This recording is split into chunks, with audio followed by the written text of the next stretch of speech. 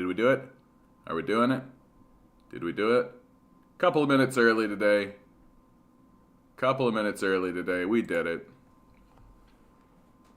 How you guys doing today?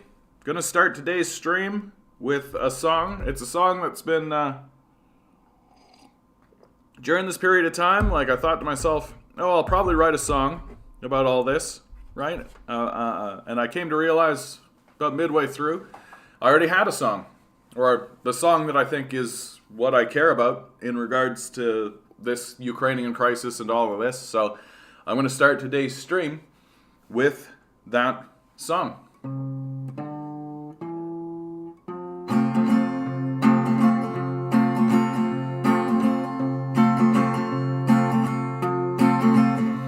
These times they are uncertain, of that there is no doubt, and nobody can tell me quite what it's all about.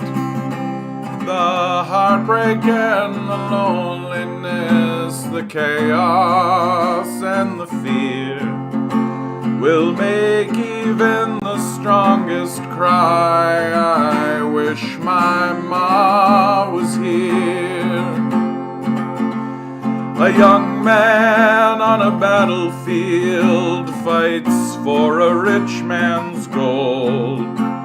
The bullet cracks into his spine, he knows he won't grow old. And as the tears come streaming down, at once his mind goes clear.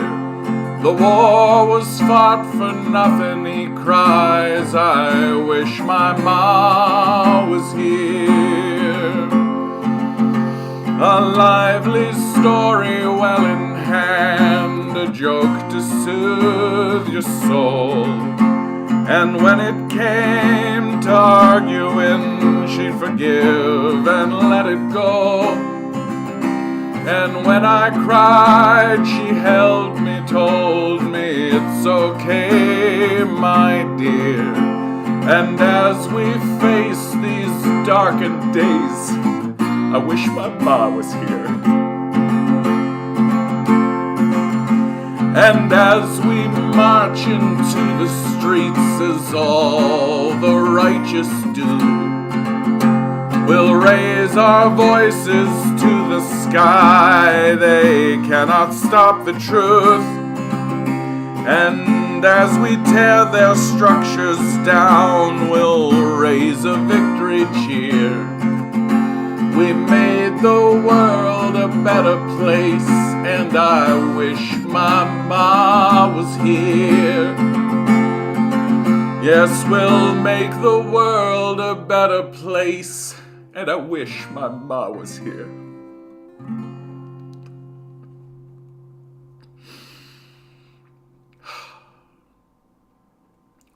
Far too often we forget that this is a human conflict, that there's just humanity abounding all throughout it. And it's too easy, I think, for us to see things as blobs.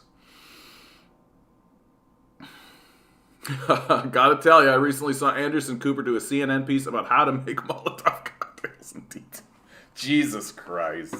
CIA asset, Anderson Cooper, teaching the American public how to make Molotov cocktails. What do you think they're doing? In my small city, I awoke to this news. Firefighters were called to a home just after 10:30 p.m. Sunday night after a Molotov cocktail was thrown at the house. Yeah, like, teach monkeys how to do something. They're gonna do it, you know? Not that, like, a Molotov cocktail, like, I mean, for God's sakes, a Molotov cocktail is the easiest thing in the world. Like, if you can't figure out how to make a Molotov, like, if I told you what the components of a Molotov cocktail were, I would expect you to be able to figure it out. Like, if you can't figure out how to make a Molotov cocktail, I got some questions. Like, literally, oily rag, bottle of alcohol. Like, I think you've got it worked out. Already. Good to see you, by the way, Major. Good to see you, bud. What a weekend, man. What a weekend. I'm showing this one, right?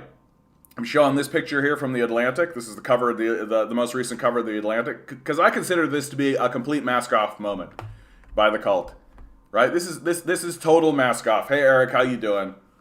Like, here's Maduro, Lushenko, Putin, Xi Jinping, Erdogan. The bad guys are winning, right? Are we playing rigged bingo tonight? You know what, Watson? I forgot about that. Let me get that set up. Good to see you, by the way, bud. Haven't seen you in a little bit. Good to see you, bud. Watson. What the heck am I doing? David Lynch is what I'm doing. I'm up to 990 subscribers, guys. It's happening. It's happening. Let's hold off on this for just a minute and get more people in the room. We'll do that in a couple of minutes.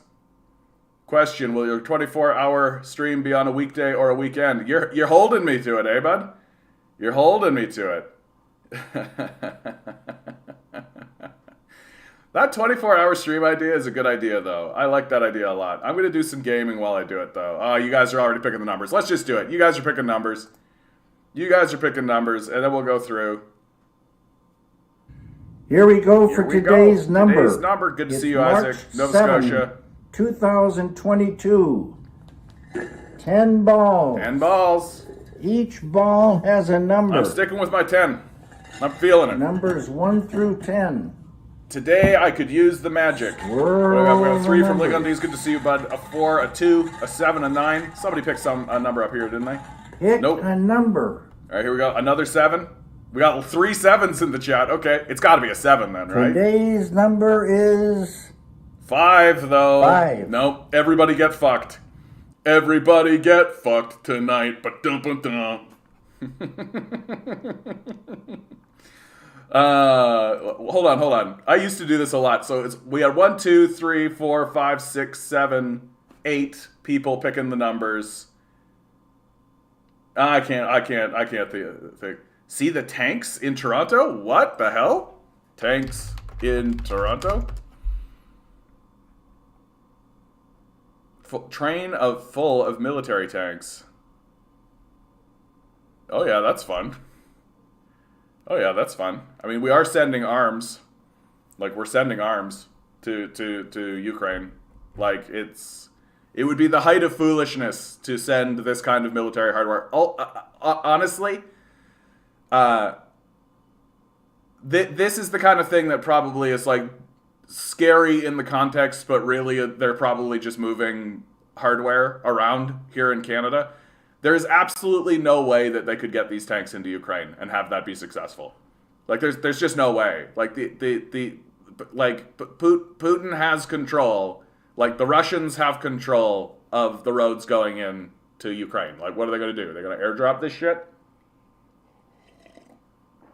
Like, there's absolutely no way that, like, military hardware of this level is just going to get into Ukraine. Like, really think about what that would entail. Yeah, 50% of foods and 40% of the world's energy comes from Russia, Ukraine, and Belarus, and Putin is in control of that. Yeah. I mean, there's the thing that I keep telling people about, like, that how you know that this war isn't all that serious from the Western perspective is that we're still buying his gas. Like, if Putin is supposed to be Hitler, right? Like, this is what we're being told, right? Like, we're being told, oh, Putin is Hitler, he's the worst that's ever happened, and all this kind of stuff. Well, then we're buying Hitler's gas, and what do you think Hitler's using that money for then, right? You think he's using that money to just, like, plant flowers and shit? So we're simultaneously, like, condemning this war that we ostensibly created, and while simultaneously, like, funding the war effort. Like, it's madness upon madness. And what's being revealed more and more as this crisis unfolds and as this situation happens is that the U.S. announced they're preparing for an exit already. Because they've actually, like, they're so short-sighted. Like, this is what I've been saying this whole time, right? Is that the death cult's ideology is an ideology of chaos. It's just let chaos decide. And that was an ideology that worked when they were the big dogs, right? Because it doesn't matter if you're saying let chaos reign if you're the strongest person in the room by a wide margin. Right? Like if you're the strongest person in the room, you can say let chaos reign, it doesn't matter, because that means somebody else is going to get fucked over and nobody can really fuck with you. Right? So let chaos reign, why not? Right? You can't lose. So these guys, let them fight amongst themselves, and then whatever they spit out, you deal with. And because they're so weak, whatever they spit out, you can just clonk on the head and steal their shit, right? That's no longer the case, right? And Putin has made that clear that that's no longer the case. And even like you've got stuff like this with like the Atlantic showing you pretty clearly, like, don't you think that this is something of an allegiance? And you've even got stuff coming out now where I don't have it right in front of me. Biden is saying that he's considering lifting the sanctions on Venezuela, right? And what is that telling you? That's telling you exactly what I've been telling you the whole time. If you sanction everybody, right? If you sanction the world, you're the one that's isolated, right? You can't just walk around saying, I'm going to sanction you, I'm going to sanction you, you're sanctioned, and you're sanctioned, and you're sanctioned, and you're sanctioned. Because you're the one that's in the corner, right? But that's how the United States has been operating. Because it's been operating on this false assumption, this faulty assumption. Well, and it wasn't an assumption for a long time. So let's be a touch fair. But like, they've been operating on the premise that no one can fuck with them and they're the big dog, right? And it's just not the case anymore. And in fact, because of the way the United States has been operating for so long, well, there's a lot of other countries that are now starting to look at one another and be like, yeah, we should probably band up, right? Countries that you would think wouldn't. Ukrainian soldiers killed a group of Azov battalion soldiers. It was not an accident? Wow. Let me see if I can find that, dude. Ukraine... I wouldn't be surprised to hear that. We're getting into the end of it, right? Soldiers kill a group of Azov battalion soldiers.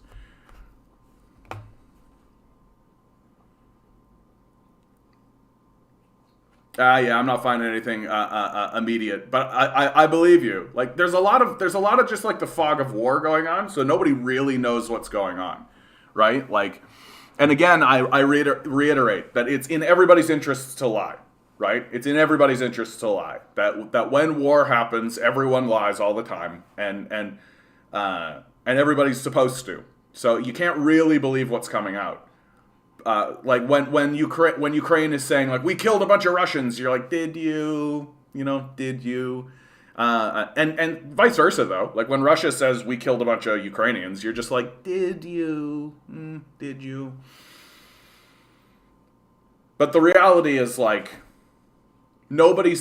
people are sending weapons, but that's just like arms contractors getting their deals done, right? Like what Ukraine needs and what Ukraine has always needed is people. They need men on the ground. That's what they need, right? Like they can't continue fighting like this. And once Putin, like once the Russians take Kiev, it's essentially over. Like that's the political victory. And then they're just going to bomb the shit out of the Azov battalion on the border of the Donbass region, right? Yeah, Fash brains splattered. I'm completely there. Lifting sanctions on Venezuela and get back to be chummy with Saudi Arabia. So much for wars for human rights. Yeah, who gives a fuck about that? That was never the case, right? It was never the case. Attempt to rally Americans against something so Biden could get reelected. Also, proxy war for China. I mean, this is completely blown up in their face. Like, it's completely blown up in their face. Like, you can see how it's manifested at the pump, right? Like, gas prices are through the roof. People are losing their shit about that, like, right away. It's chased Putin into the arms of the Chinese. And in fact, it might actually result in a strong political alliance between Russia, China, and India, right? Among other players. But like the end game for this for America might literally be India and China joining forces. Like that's a disaster. That's a fucking political disaster. That's something that America just doesn't recover from, right? And so the short-sightedness of everything, right? Like I've got a great interview here with Michael Hudson. Michael Hudson, a real economist who actually talks about economics, which we'll get to later. And he's talking about how this is literally America shooting itself in the foot from the dollar perspective. They're just destroying their own currency, destroying their own dollar, and chasing all of their enemies into the same room together. Like, it's a total fucking disaster. And a Ukrainian negotiator was killed by Ukraine. Hey, Famita, how you doing? BRICS victory. These places need a little freedom. Yeah, I think you're right, Isaac. This is the end of the dollar hegemony. I think that's right. I think the world has come to a place, like, basically the global south has seen this conflict, and like the Chinese ambassador, do I still have that? She like fucking laid it right out. Like she was very, very clear. Like the Chinese are not bullshitting. Like they're very much like the Americans have been fucking around this whole time. Like and suddenly we're supposed to like actually like take the Americans seriously here. I don't have it. Man, I keep referencing things that I saw. Look up almayadeen.net. This better be good. almayadeen.net.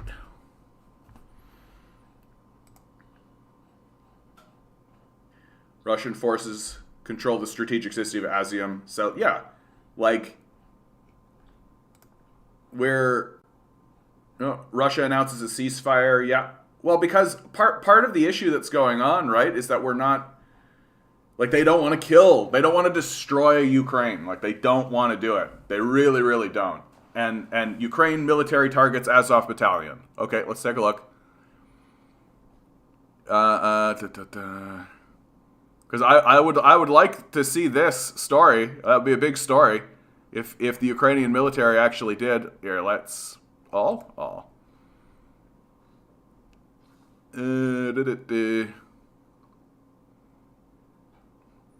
Because, like, the Azov Battalion, in many ways, like, it could very much come down to just, like, oh, hey, if you just give up your Nazis, we'll stop, right? And the Ukrainian people might very well look at that and be like, yeah, that's a deal that I'm willing to take.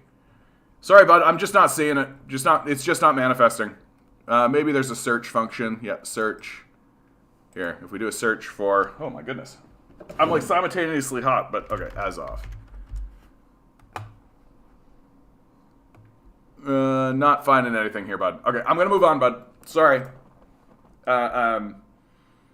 Russia is using China's credit card now yet. China's refusing to condemn Russia unapologetically, supplying Russia with humanitarian aid. The West just screwed themselves hard, dude. For sure. Well, and my position on it is that people are gonna figure out about the Donbass war, right? Like, they're going to figure out about this Donbass war. Like, footage like this doesn't stay buried forever, right? Footage, what was, like, the key shot that really convinced me, like, oh, America is actually totally fucked. Like, its own populace is going to come to terms and recognize what's happening eventually, right? That we don't need to talk about the coup anymore. We don't need to talk about the Nazis anymore, actually, right? We don't need to talk about NATO encroachment. We don't need to talk about any of those things. And in my view, a lot of that just muddies the water, right? Because it allows people to be like, well, there's Nazis on the Russia side too, you know. NATO encroachment, nobody like... If a country wants to be part of NATO, they should be able to do that. Right? So there's a lot of muddiness there. There is zero muddiness in the Donbass war. There is absolutely zero muddiness in the Donbass war. The Ukrainian government, whether you believe they're Nazi or not, right? Whether you believe they're a coup government or not, right? The Ukrainian government went to Donbass and started shelling it and has been shelling it this entire time. And now you're starting to get footage actually come out of this event. Footage like this, right? Footage like this, where you literally have like helicopter in the sky, right? Chop, chop, chop, chop, chop, chop, chop, chop, chop. This is a helicopter. This is in Donetsk, right? This is in Donetsk. And come on, man. Come on, man. Where's the winning shot? No, this isn't the good stuff. Oh, good stuff. Jesus, listen to me talk about it. Like, literally, we have footage. Come on, I don't have it, like, on the tip of my brain. That's annoying. I put it in today's video. We have footage of helicopters literally, like, shooting at the airport. Like, we've got soldiers on the ground. Like, we've got people in war-torn areas. Like, we've got confessionals. We've got embedded journalists. Like, you could basically just pick anything you want here, right? Like, here's the Donetsk forces. Like, first of all this. But here's the Donetsk forces, right? They're actually attempting to take back the airport, right? That this whole thing started with the Ukrainian forces seizing the airport. And the reason why they wanted the airport was A, to prevent anybody from coming in to actually help the people of Donetsk, right? Don't come into the airport. But also it gives them a vantage over the city of Donetsk to actually shell from, so they can pick targets from, right? And like, we've got these documentaries, like here they are, right? We've got people on the ground talking about the war. Like, and more Americans and more Canadians are going to see this shit, and they're going to realize that, like, oh fuck, like, that Putin didn't start a war. Like, he literally is ending the war. Like, that's going to be the narrative that actually manifests from all of this. Because, like, you don't get, like nobody's, like, where's the stand with Donbass? Like, where's the stand with Donbass movement, right? Like, and to me, this just cuts through it. This just cuts through it. Like, it cuts through everything. Everyone on the planet is going to understand Ukrainians shelling Donbass. And all of the talk about, like, Nazis and all the talk about NATO encroachment and all the talk about all of that dies. Because everybody understands. Like, imagine if your government walked over to your neighborhood and just started shelling it. It is, and the conversation is now as straightforward as that. That you don't need to convince people about Nazis and the NATO encroachment and the coup and all of that kind of stuff. Like, all that stuff doesn't matter. Government goes to your neighborhood and starts shelling it. Right? The Donbass region asked Russia for help. Russia helped. Like, that's the narrative. Like, and for fuck's sake, we've literally got the footage. Like, we literally have the footage of this happening. So to me, what's most important for leftists now is to focus on the Donbass war. Yeah, exactly. You're using footage from RT. Russian propaganda. That's all they'll have left. That is, like, literally what they'll have left. And the people who are going to stick their flag on Russian propaganda while watching literal war footage of a war that we are funding, right? They're fucking Nazis. Like, there's just no other way to describe them. Like, literally, like, this narrative that says that Putin is fighting a war of aggression dies with the Donbass war, right? It's not a war of aggression. He has a pretty strong Cassius belly. Like, there's literally a war going on at his doorstep, like on his border, where they are killing Russian people, right? Like it's just brutal. Yeah. Part 2, you have a scene of a woman screaming because her friend just got murdered in front of her. Yeah. It's like really fucking brutal. The West's official propaganda is unraveling faster than a poorly knit scarf. Yeah. If the KKK surrounds your house and is ready to set on fire with your family inside, you do anything to defend yourself. The West doesn't get it. But this is it. They do. Right? They do. I'm giving citizens the benefit of the doubt because they just don't know about the Donbass war. And I have actually become convinced that like high-level academics and people I respect, people like Chris Hedges, I just think he doesn't know about the Donbass war. I think that's how successful the propaganda has been surrounding this event. That the lie of omission has been so thorough that you have like very intelligent, dedicated, honest, well-meaning commentators. And how are they coming at it? Well, NATO encroachment, right? Like there's the NATO encroachment, and like eventually, you know, boiling point, and the Russians lost their cool about it. And it was still wrong to do. And there's all this finger waving going at Putin, right? But like Chris Hedges isn't talking about the Donbass war, right? Which tells me he doesn't know about the Donbass war, right? And if someone like Chris Hedges doesn't know about the Donbass war, right? If Katie Halper doesn't know about the Donbass war, right? What hope have average American citizens? They got no hope at all, right?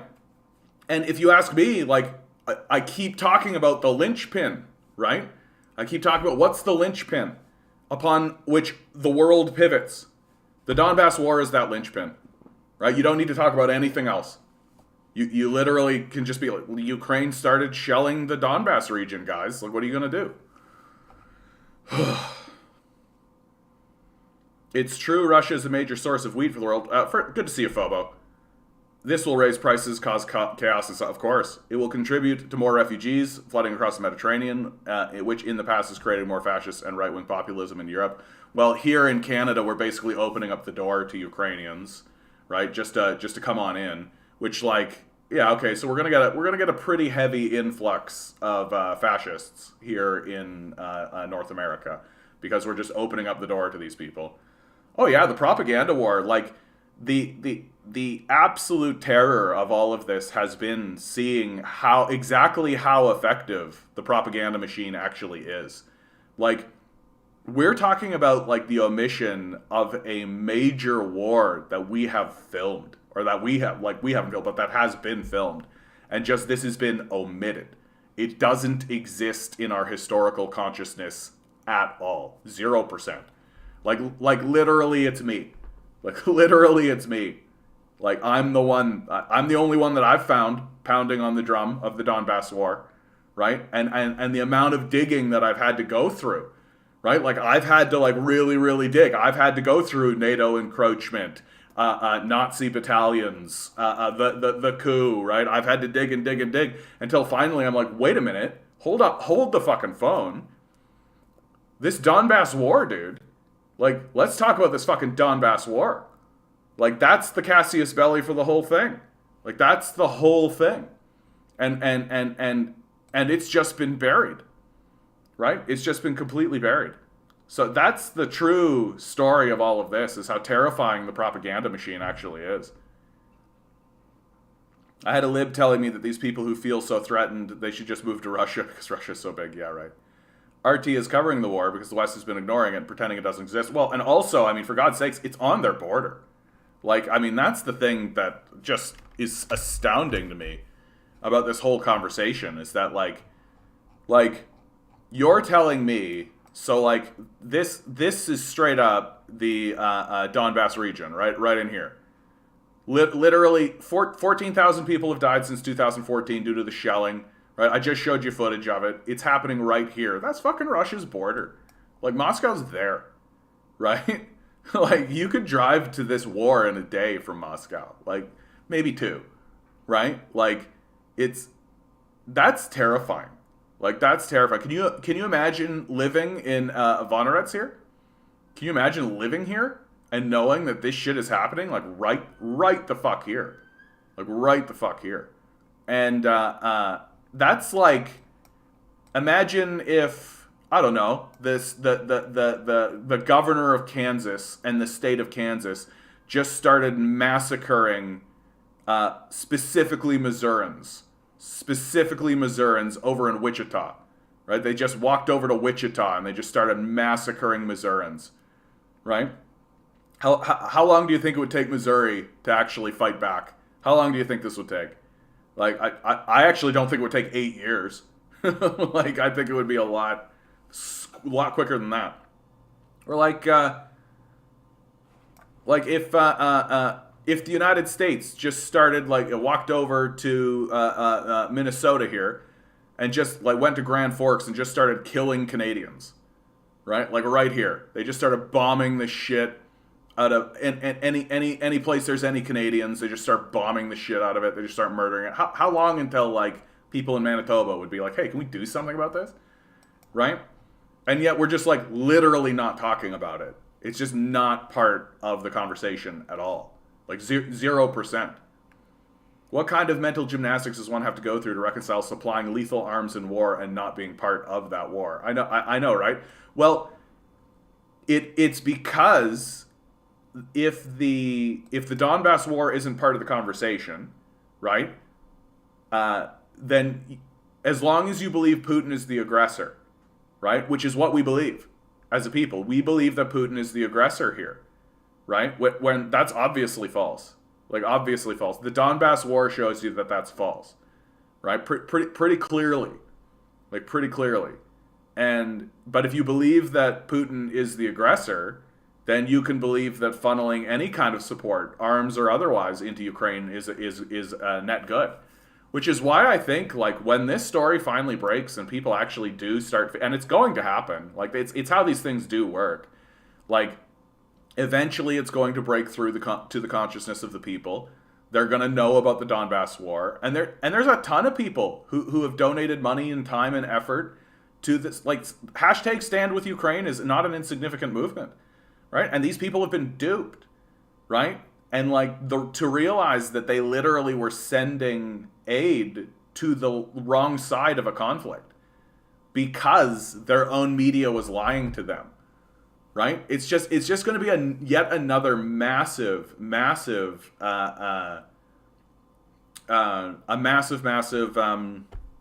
disillusionment moment. There's going to be huge amounts of disillusionment come out of this. I was kicked out of one of Richard Wolff's fan pages on Facebook this weekend over this issue. Yeah, I'm seeing lots of that all over the place, dude. I've experienced it. I'm having people reach out to me and tell me about it. A lot of power tripping going on right now, and it's what war brings out, right? It's what war brings out. You know, everybody wants to act on the little bit of power.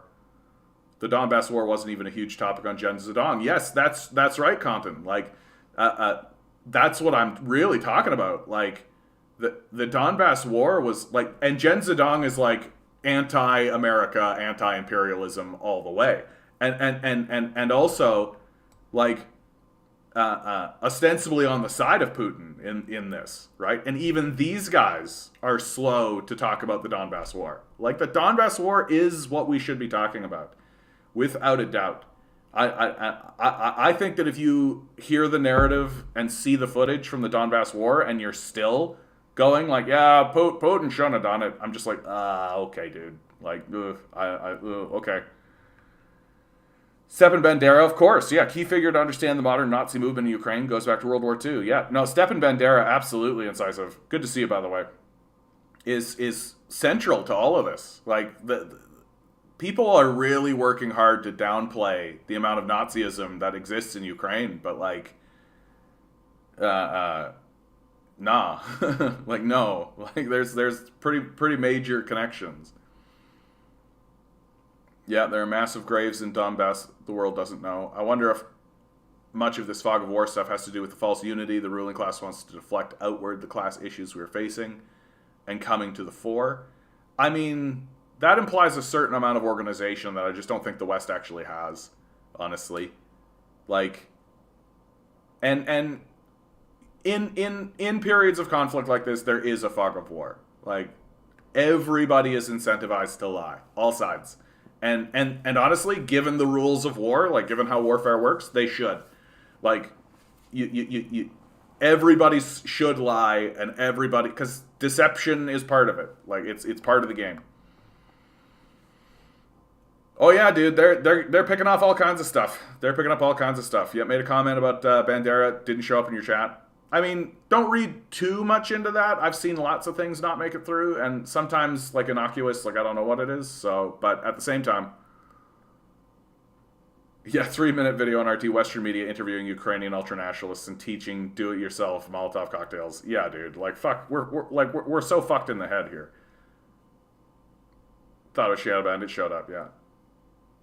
Even when the libs acknowledge the Donbass war, they'll justify it by saying those are separatists who rebelled against a democratically elected regime and deserve to be clapped.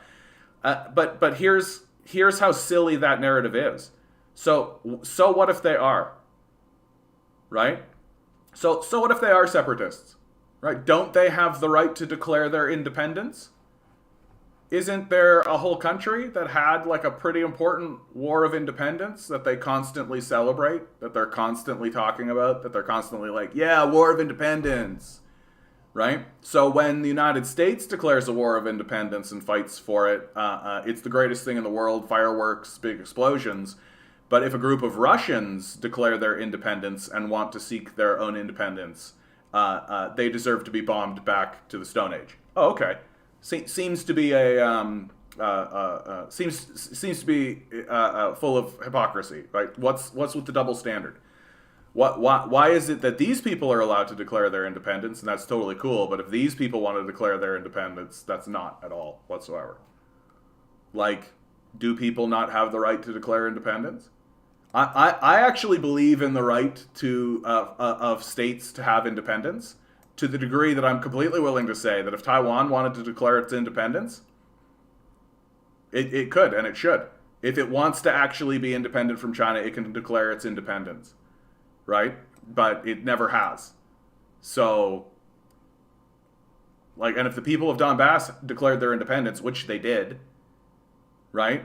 Well, why isn't Ukraine honoring it? And why are we on the side of the people who are trying to prevent people from going to their own independence when we literally support the United States' own narrative in regards to its pursuit of its own independence? Like, are we literally going to end up on like, yeah, but you got to fight for it? Is that what it's literally going to come down to? It's going to straight up be just like a bunch of people being like, oh yeah, sure, they should have their independence, but you got to fight for it. You got to earn it. Is it going to fall back all on that bullshit? Yeah, they got to pull themselves up by their bootstraps and prove that they deserve their independence. And the way you do that is by fighting for it. And it's like, okay, well then that's what they're doing. Right? That's what they're doing. Right? They're fighting for their independence and they're asking for help from other people. Like Russia. Just like the United States asked for help from France. Right? France was instrumental to help the United States get its a war of independence. So like, this whole narrative that just like these guys are separatists who deserve to be clapped, it's just like it's as hysterically hypocritical, riddled with double standard as it can be, right? It's so comically obtuse. Oh, in fact, Kansas and Missouri had major issues during the U.S. Civil War. Yeah, no doubt, dude, no doubt. Yet people are going to fail the same. They're going to fall for the same propaganda for the next crisis. Yeah. Well, and again, Eric, like I always got to say, like I'm pretty forgiving of the people themselves, right? Like this lie is actually different than the WMD lie, right? Because it's not a claim, right? So in this way, it is actually different. Like the WMD lie was the government standing up and being like, we have evidence that they have weapons of mass destruction. Look. And it's something that we could falsify, right? This is a lie of omission, right? Much more subtle, much more sinister. That like, and a lie of omission that's been so effective that even very prominent thinkers and very prominent, like well-established leftists aren't talking about it, right? That's how deep this lie of omission actually is. I notice Richard Wolff is being very careful what he says in the Ukraine-Russia conflict. I always have to bring up that Richard Wolff is like, he has managed to establish himself as a Marxist in a society that literally purges Marxists. So yeah, I respect that he needs to be as careful as he can be, right? Because like he is always pushing up against that, like, communism, he's always right there. So he's always trying to find a new language, always trying to find a way to get these ideas across without triggering the just communism, get him, right? Which is there. If we want to understand why people are either for or against, in this case, war, I think it comes down to the cost versus the benefits, the values different people hold. John, I don't want to straw man you, so it's fair to say you think the benefits here outweigh the costs of the war. I mean, I don't think that all decisions are based on this sort of cost-benefit analysis, right? Certainly that exists, and there is reality, like, can you win the war, right? Like there's pretty basic stuff to consider and contemplate, just practical realities on the ground. But there is just the fact that it is right, you know? Like that's the truth of it. That if I was in Canada, like if I'm here in Toronto, right, and Mississauga is being shelled by Hamilton, right? Just the city of Hamilton decides it's just going to start shelling the shit out of Mississauga, right? It just chooses that that's the thing it wants to do, right? Boom, boom, boom. It's just shelling the fuck out of it, right? And when you crack that open and you find out why they want to do that, their Cassius Belli for why they want to do that is because fuck people from Mississauga. Like, and that's it. Like, that's the extent of it. Literally just like, these fucking people from Mississauga, they're too much like people from Toronto. I'm just going to fucking shell the shit out of them. Fuck these people. Right? And then I find out that there's like Nazis and shit. Yeah, fuck these people. Right? That is wrong. It's just wrong. Right? Like, no. Fucking no. Right? And honestly, if that shit's going on, yeah, I'm going to go down to Mississauga and I'm going to be like, where do I sign up? Right? Let's fight some fucking Nazis. Right? Like, fuck these Nazis. Right? And yeah, you need to do a cost-benefit analysis. Yeah, you need to find out, can you even win the war? Like, what's real? What can you do? What can you actually achieve? But there is also the core reality that these people are Russians. Like, these people are Russians. That Ukraine was part of Russia for longer than it's been independent, for God's sakes. Like, it's a very complex issue that does actually go beyond like border disputes. And how I think this actually unfolds is that Ukraine's going to get broken up. Ukraine's going to get broken up pretty big, I think. Like, I don't think it's going to be insignificant stuff. Like, it's not going to be like a little peeling off of a bit of territory. Like, I think the Donbass region here basically just is a line is drawn. This will be independent, just in the way that, like, Belarus is independent, right? Won't be too surprised to see other states get carved out here, right? And that you're going to have, like, a whole series of states erected from this that are, and the design of it and the idea of it from Putin's perspective is 100% going to be to turn this into a buffer zone and to create a political quagmire, right? So that instead of the United States coming in and just overthrowing like one party and one regime, they got to go through like a whole bunch of shit and turn it into a political quagmire. I think that's what Putin wants to do, and I think it's wise, frankly, given what we're seeing. Like the shelling of the Donbass war, like the shelling of the Donbass people, shows you that this place needs to be busted up. Like, and it's probably going to happen that way. You should play the video? You got it, Eric. Let's go. Is it this one? In all these areas, Here, let's put this over here so I can see the chat. under the control of Russian forces and where humanitarian aid is being delivered, I'm going to use the bathroom. we see the same scene I can hear it, though. repeated. And that is hundreds, thousands of people queuing at distribution points for desperately needed food, and always a handful of spoilers appear, most often with mobile phones to film what they're doing. They'll stand there and shout insults at Russian troops or the masses queuing for desperately needed food. They then upload that footage to social media or friendly Western media outlets to create the impression that Ukrainians are against Russian aid, when it couldn't be further from the truth. Across liberated areas of Ukraine, convoys of Russian aid, food and essentials are an increasingly common sight. Hundreds of tons have been loaded and sent to Ukrainian cities and communities on the verge of starvation. But some people would rather see thousands starve. In queues that stretch for hundreds of meters, you'll find them holding phones in people's faces. They are few in number, but aggressive and loud. Нам от вас ничего не надо. Забирайте, кормите и едьте домой. Сонце Україна!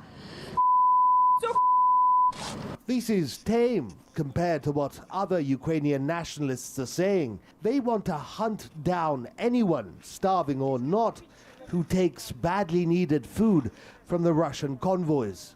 Кто там поменял родину на желудок? Кто там вздыхает с голода? Всех запомним, кто там берет, мужчины, пацаны. Потом будем с вами разбираться по-другому, кто там вздыхает от голода, скотины. They are a tiny minority, the nationalists and neo-Nazis, but they have enormous sway. Years of murder, violence, bullying and intimidation have frightened people to the core. Few dare to stand up to them, but judge for yourself. For every 1,000 people that welcome Russian aid, only a handful appear to insult and scream. I want to say to all of the citizens of Kherson that I wish them health. I want to thank you. We are very happy and grateful. On Ushakova Street, we have a supermarket nearby. It's empty. There's nothing in the store except sweets. There's a shop next to us. I stood in line there to buy 2 slices of cheese and a pack of butter. I gave 197 hryvnia. These are unthinkable prices. They're like Moradors. There's a crazy queue for bread. People cannot buy bread. Russia's intended denazification of Ukraine has already begun.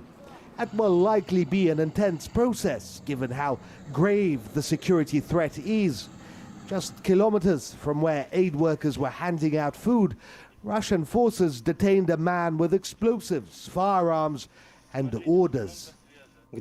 What is your rank? What branch of the armed forces? The 124th Territorial Defense Brigade, head of military civilian cooperation. The threat of terrorist attacks, bombings, and subterfuge will likely grow as nationalists and neo-Nazis hunker down and go into hiding. But for now, it remains a tough balancing act for Russia, juggling the needs of the people and their goodwill while fulfilling its goal, the demilitarization and denazification of Ukraine. Morad Gazdiev from Kherson, Ukraine. And the one thing that keeps getting brought up is like, oh, the Nazis are just a small group, right? There's just a small group of them. And that's true. But if I took some cyanide and put a drop of it into your drink, would you drink it? It's just a small amount, right? It's just a little minority, right, of your drink. What's the problem? Why won't you drink your drink? Right? That's the way poison works, right? You don't need a lot of it, right? You just take a little drop and you put it in, and you say, and the people. So the people who are walking around being like, "Oh, the Nazi threat is completely overblown. There's not that many of them. It's just a small group." So if I take a little bit of poison and put it in your drink, you're just going to enjoy that drink, right? You're going to go ahead with that, right? A Spanish politician said that these refugees are welcome in Europe because they look like one of us, not like those from other parts of the world. Yeah, the racism is fucking straightforward, dude, like on this one. Trevor Noah, of all people, has been like fucking on point about this. Like he's really been, from the beginning, he's been really, really upfront about how like, yeah, we've been pretty fucking racist about this, man. Like It's you expect to see this kind of thing in the uncivilized parts of the world, right? Here in the civilized world.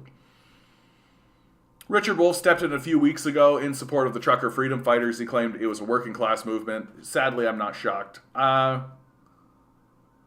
Yeah, I have mixed feelings about that as well. Like, I understand why Wolff was talking about it in those terms, because I think he's been like looking for this moment. He's looking for the moment when working class people actually do rise up against the society. Like, I think he's a Marxist, right? Like he believes in all that shit. And so to see any kind of revolutionary action, anything like that, I think he's willing to throw weight behind it. And I also think that he doesn't necessarily see, like, I have come to not see those, most of the people involved in that convoy thing, like, they're not Nazis. Like, most of the people involved in it, right? Like, but again, it's the same analogy, right? Like, a little bit of poison, right? That's all it takes. That's all it takes. They founded their independence on the idea that they could be their own slavers. They don't like other slaves rebelling. Yeah, you're nailing it, bud. The people you were talking about would love for Texas and right-wing states to break them from the Union. So it's funny to see them mad about separatists. Yes, isn't that the thing, right? I tried to find a Donetsk flag. It redirected me to the yellow and blue Ukraine. Of course. Perhaps the well-established leftists are in fact pseudo-leftists. I don't think so. I think that, like, it's a bit much to ask even well-read and well-researched people to have like an intimate knowledge of what's happening, like, on the ground, boots on the ground in a specific region, right? Like, that's why all of them have sort of deferred to the NATO encroachment narrative, because that's a narrative that sort of has a broader, grander message, right? Again, I'm talking about somebody who I dead respect, like someone like Chris Hedges, who, like, that's been his narrative, is that he's been talking about, and a lot of leftists are talking about, like, NATO encroachment, and how important that is to the conversation. And I think a lot of it just comes down to, like, they haven't really come to understand how crucial the Donbass war has been to all of this. And to me, that's not because they're a pseudo-leftist, it's just because the propaganda machine that we're dealing with is so effective that it can even bamboozle the investigators, right? It can even obfuscate those who are spending time investigating this stuff, right? It took me, like, we're on week 2 of this. Like, this is what, day 13, 14? Something like this, right? Like, here, let's get specific. What day did Putin invade Ukraine? Of course, it's not quite there yet. But, like, day 10. So that's 2 days ago. Yeah, there you go. List of key events from day 10. That's 2 days ago. So let's say day 12. I think that's fair. So day 12, right? So we're on day 12 of this thing, right? And it's taken me this long. Right, I started to put together the Donbass War 2 days ago, so it took me 10 days, right? It took me 10 days of fairly heavy investigation into this to actually start putting 2 and 2 together and actually start saying the linchpin is the Donbass War. That I was more focused on the Nazis, I was more focused on the coup, right? And I understood that they were causing shit in Ukraine, as you expect a coup government full of Nazis to do. I didn't understand the scale and the organizational power. The thing that really changed my perspective on the Donbass War was seeing the footage of helicopters firing missiles at the airport. Like, that's not a ragtag band of fuckers, right? Like, that is a heavily armed, heavily organized force going against a region. Like, that's the narrative. And it took me 10 days of steady research constantly looking, constantly finding, constantly digging, constantly, like, I spend 4 or 5 hours a day doing this, guys, like digging into this stuff, right? Like, and it took me 10 days to finally land and finally start pulling out the documentaries. Here they are, right? So I have no doubt in my mind that someone like Chris Hedges, even someone like Noam Chomsky, right? Like, if you're just reading the papers, right? If you're just like looking around in the media and all that kind of stuff, well, it doesn't exist. It doesn't exist. And so I just wouldn't be that surprised to find out that they just didn't know about it, right? And to me, the big turning point for a lot of these guys is going to be like, once it becomes too difficult to ignore. Like, once assholes like me are just like shoving it in their face and being like, Donbass War, why you no speak about Donbass War? That's when the real rubber is going to hit the road. The Hammer would never waste its time with Mississauga. Oh, you think not? There's a hierarchy of values different people hold. Most people think that human life supersedes ideology or a greater good. Yeah, I think that's right. For me, it's humanity first. It goes humanity, class, politics, identity. That's the order of importance that I see. And if you take someone's humanity and you lower it on the list, and I could see, like, people are going to argue about, like, you could flip class and politics, or you could flip identity and politics. That's fine. But humanity's at the top. And some people just don't think the benefits of removing the government in Ukraine outweigh the cost of bombing a country. Yeah. What are we using to measure this conflict by? I mean, I would argue that what matters most is the opinion of the people who are actually being destroyed, right? Like, like I said during COVID, like I said, like, the people who are on the ground, right? The people who are on the ground, their opinion probably matters the most.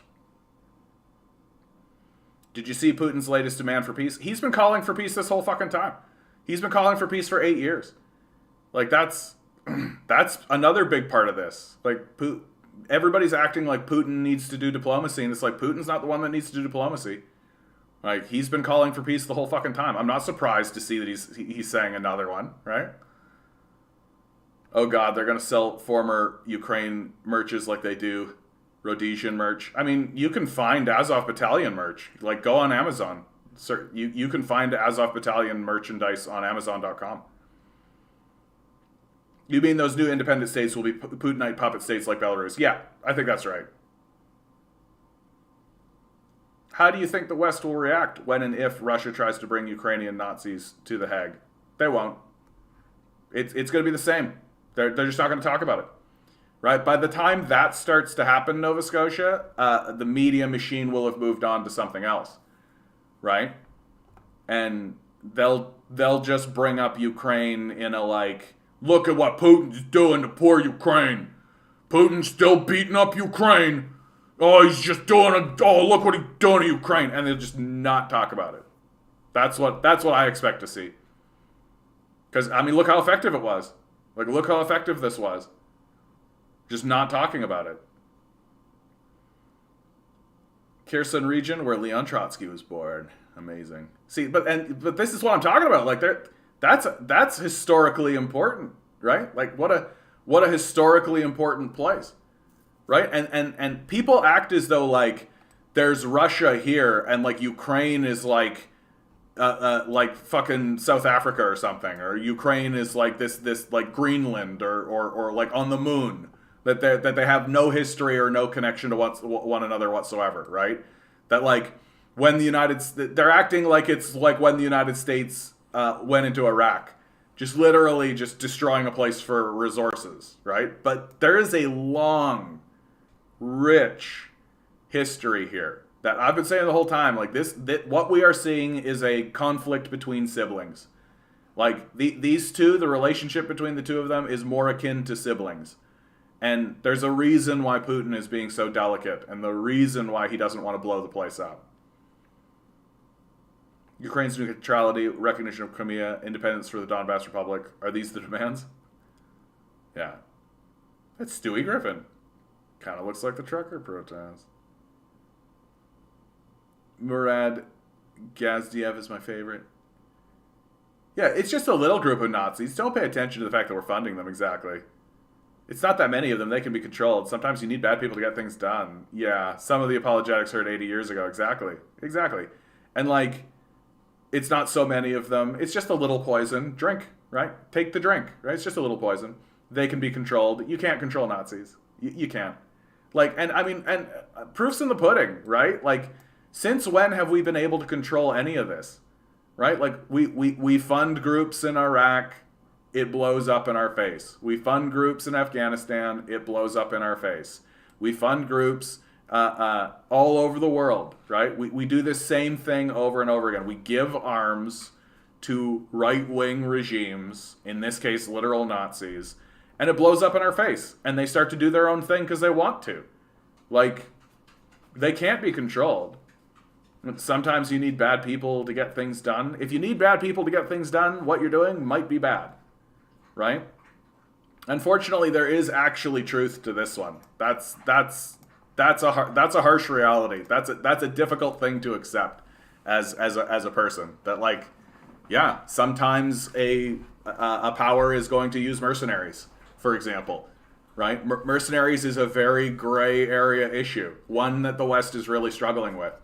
Especially because of all the Nazi accusations that are coming to Ukraine. So what's the West doing?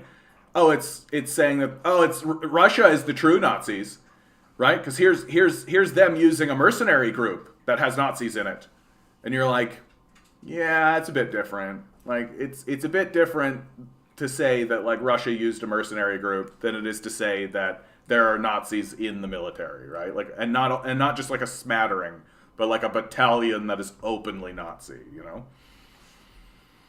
Did you watch George Galloway's monologue yesterday? Nope, I missed that one. I saw George Galloway chirping about, if WMDs have been found on the Ukraine border, then the game is over for NATO. Oh, yeah, no shit, eh? If we see that Germany is winning the war, we ought to help Russia. And if that Russia is winning, we ought to help Germany. And in that way, let them kill as many as possible. Harry Truman, yeah. A week after Hitler invaded the USSR. I mean, the Americans were always opportunists here. This was always a war of opportunism for them. Like,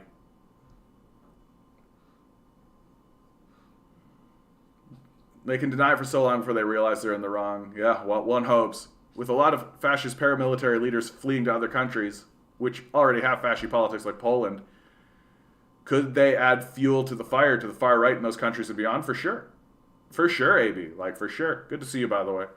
And, like, that's the big concern, right? The big concern right now is how far is this thing going to spread, right? I think the major difference between something like Ukraine and something like Poland, and a lot of these Eastern Bloc places, is that because of NATO and the United States, Ukraine ends up being heavily armed. Ukraine is armed to the teeth, right? These Nazis are armed to the teeth. Poland doesn't have the same kind of edge, right? There's not the same kind of thing going on in Poland. And so even if these Nazis flee to Poland, well, they don't have the same kind of hardware. They don't have the same kind of organizational structure. It's going to take them a while to get back on their feet and to get going again. But I mean, if the Americans keep acting this way, right? And that's the big question, right? Like, are the Americans actually capable of learning lessons?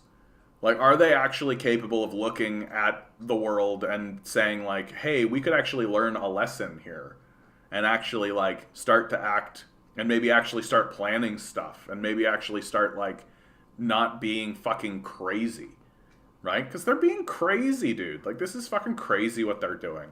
Like, it doesn't make sense. It doesn't make sense for them. Like, that initially I was saying that, like, this is kind of win-win because it keeps Europe underneath the wing of the United States, but they're paying a heavy price for it, right? Like, the United States economy is the economy that's in trouble, and how long is this gambit going to last? How long is it going to last that the European nations and NATO and all of this are going to be like, yes, Russia is very scary, right? But the people of Ukraine, rather the people of Europe are going to start to put together that this fucking war has been going on for 8 years, right? Like I just feel like this is a losing gambit for the Americans, and really is tipping their hands and showing how fucking desperate they are, right? That like it kind of harkens to me that of when empires die, they don't die quietly. They embark in military adventurism that always fails, right? Because they're not making decisions rationally. They're just flailing around like a wounded animal. Only in this particular case, this wounded animal has an enormous military.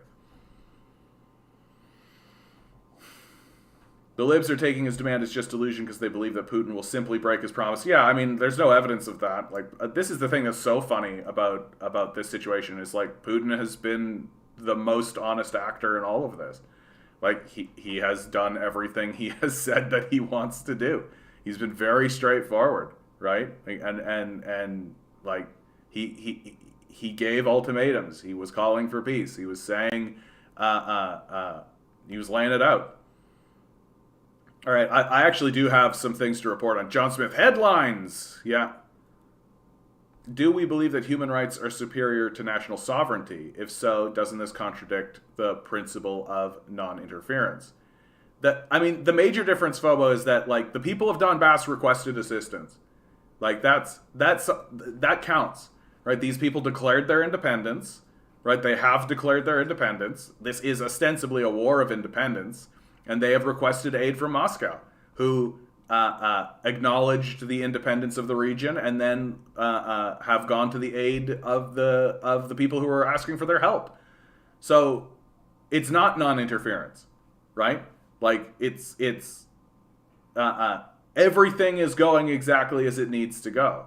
For like, it would be different if Moscow just decided it was going to push in, but that's not how it went, right? These people are asking for help, right? Like officially. And Russia is doing it.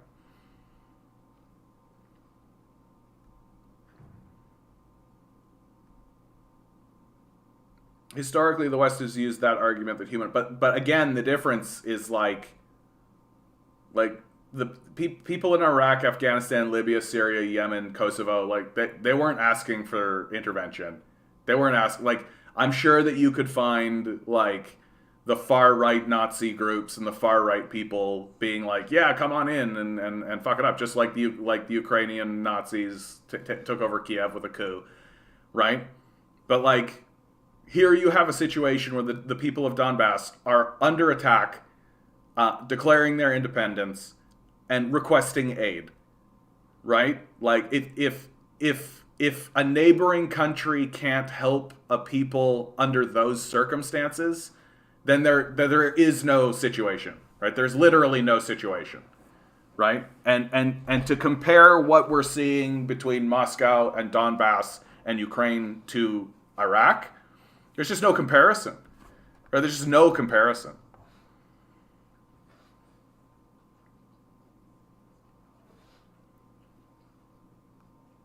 Blinken says NATO countries have green light to send fighter jets to Ukraine. Germans sending U.S. Abrams tanks east. Here's the problem with all of this that I see it. Like, how do they get this shit in? Like, they're just going to roll it into Kiev underneath the nose of Russian troops? Like, the Russians are just going to let these tanks roll in? Just seems like a bunch of chest thumping, if you ask me. Honestly. But we'll see. I mean, shit could get real. Like, the Germans will send those U.S. Abrams tanks, and then there'll be like a big tank offensive, right? Which I think would be insane. Like, that's just nuts. The current government of Poland literally passed a law making it illegal to say the Poles assisted the Nazis in rounding up Jews. Yeah, brutal, right? The current government in Poland had its acolytes marched through Auschwitz a few years ago, claiming the Holocaust was overblown. Jesus. Ugh. If Putin was the madman, mad mean they're all saying is, why isn't Russia shocking all the country? Yeah, Russia could crush Ukraine like a bug. Yeah, it wouldn't even need to send troops in. It could just level it. In 2012, Greece elected a Nazi party called the Golden Dawn. Yeah, I'm aware of that. Should we have applied the same logic to Greece as we had to Ukraine? I mean, but again, like, did the Golden Dawn start a war? Like, is there a war going on? Did the Golden Dawn start bombing its own citizens? Like, yeah, last time Germany threatened Russia, it didn't exactly end well, did it? All right, let's move on to some of the headlines that I have.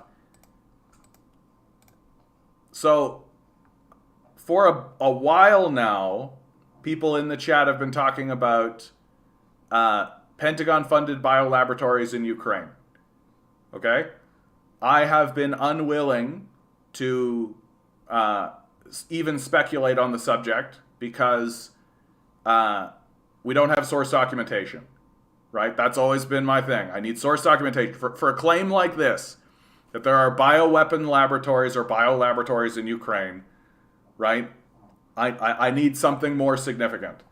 And along comes Dilyana Gaytanezeviciana. I definitely mispronounced that last name. She comes along and she just lays out, here you go. Here's your source documents. And so because people in the chat have been very curious about it, right? The U.S. Army regularly produces deadly viruses, bacteria, and toxins in direct violation of the UN Convention on the Prohibition of Biological Weapons. Hundreds of thousands of unwitting people are systematically exposed to dangerous pathogens and other incurable diseases. Biowarfare scientists using diplomatic cover test man-made viruses at Pentagon biolaboratories in 25 countries across the world.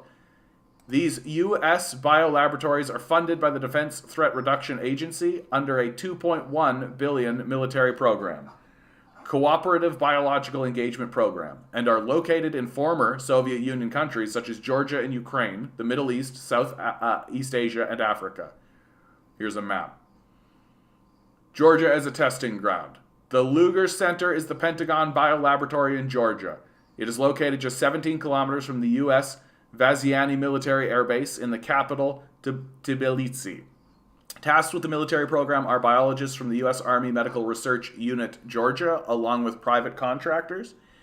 The Biosafety Level 3 laboratory is accessible only to U.S. citizens with a security clearance. They are accorded diplomatic immunity under the 2002 U.S.-Georgia Agreement on Defense Cooperation. Here's the facility. Here's how you get to that facility. Here's the existence of the facility. DoD requirements for contractors under the program in former Soviet Union countries. There's the agreement. Information obtained from the U.S. Federal Contracts Registry clarifies some of the military activities at the Lugar Center.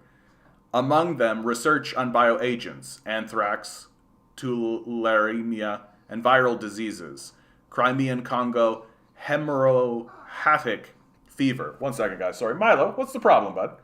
What's going on over there? My little dog is whining away. It's probably the news is difficult, that's why. And the collection of biological samples for future experiments. Pentagon contractors produce bioagents under diplomatic cover. The Defense Threat Reduction Agency has outsourced much of the work under the military program to private companies, which are not held accountable to Congress, and which can operate more freely and move around the rule of law. U.S. civilian personnel performing work at the Lugar Center have also been given diplomatic immunity, although they are not diplomats. Hence, private companies can perform work under diplomatic cover for the U.S. government without being under the direct control of the host state, in this case, the Republic of Georgia. This practice is often used by the CIA to provide cover for its agents. 3 private American companies work at the U.S. biolaboratory in Tbilisi: CH2M Hill, Battelle, and Metabiota.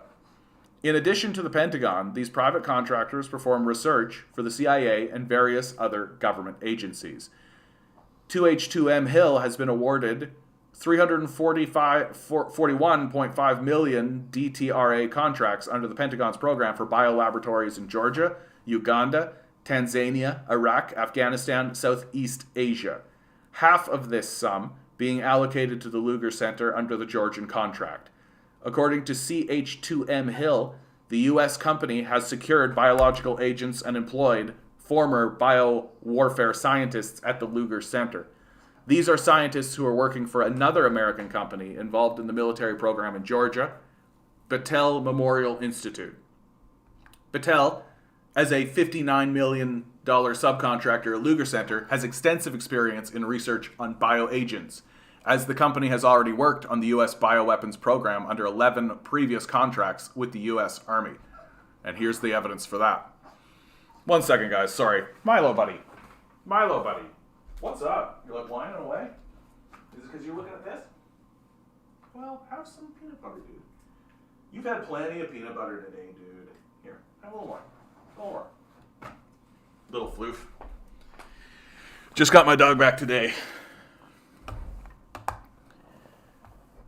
The private company performs work for the Pentagon's DTRA biolaboratories in Afghanistan, Armenia, Georgia, Uganda, Tanzania, Iraq, Afghanistan, and Vietnam. Battelle conducts research, development, testing, and evaluation using both highly toxic chemicals and highly pathogenic biological agents for a wide range of U.S. government agencies. It has been awarded some $2 billion federal contracts in total and ranks 23rd on the top 100 U.S. government contractors list. The CIA Battelle Project Clear Vision. Project Clear Vision, 97 and 2000, a joint investigation by the CIA and the Battelle Memorial Institute, under a contract awarded by the agency, reconstructed and tested a Soviet-era Anthrax bomblet in order to test its dissemination characteristics. The project's stated goal was to assess bioagents' dissemination characteristics of bomblets. The clandestine CIA Battelle operation was omitted from the U.S. Biological Weapons Convention declarations submitted to the UN. Top secrets experiments. Battelle has operated a top-secret biolaboratory, National Biodefense Analysis and Countermeasures Center, at Fort Detrick, Maryland, under a U.S. Department of Homeland Security contract for the last decade. The company has been awarded a $344.4 million federal contract and another $17.3 million contract by DHS. Among the secret experiments performed by Battelle at NBACC are assessment of powder dissemination technology, assessment of hazard posed by aerosol toxins, and assessment of virulence of B. pseudomallei as a function of aerosol particles in non-human primates. Melioidosis has the potential to be developed as a biological weapon, hence it is classified as a Category B bioterrorism agent. B. pseudomallei was studied by the U.S. as a potential bioweapon in the past. Besides the military experiments at the Luger Center in Georgia, Battelle has already produced bioterrorism agents at the Biosafety Level 4, NBACC Top Secret Laboratory at Fort Detrick, in the U.S. An NBACC presentation lists 16 research priorities for the lab, among them to characterize classical, emerging, and genetically engineered pathogens for their BTA potential, biological threat agent potential, assess the nature of non-traditional, novel, and non-endemic induction of disease from the potential BTA to expand aerosol challenge testing capacity for non-human primates. The U.S. company Metabiota Incorporated has been awarded $18.4 million federal contracts under the Pentagon's DTRA program in Georgia and Ukraine for scientific and technical consulting services. Metabiota services included global field-based biological threat research, pathogen discovery, outbreak response, and clinical trials. Metabiota Incorporated has been contracted by the Pentagon to perform work for DTRA before and during the Ebola crisis in West Africa, and was awarded $3.1 million for work in Sierra Leone, one of the countries at the epicenter of the Ebola outbreak. A July 17, 2014 report drafted by the Viral Hemorrhagic Fever Consortium accused Metaboya Inc. of failing to abide by an existing agreement on how to report test results and for bypassing the Sierra Leonean scientists working there. The report also raised the possibility that Metabiota was culturing blood cells in a lab, something the report said was dangerous, as well as misdiagnosing healthy patients. All of those allegations were denied by Metabiota. Military experiments on biting insects. Entomological warfare is a type of biological warfare that uses insects to transmit disease. The Pentagon has allegedly performed such entomological tests in Georgia and Russia. In 2014, the Lugar Center was equipped with an insect facility and launched a project raising awareness about barcoding of sandflies in Georgia and Caucasus.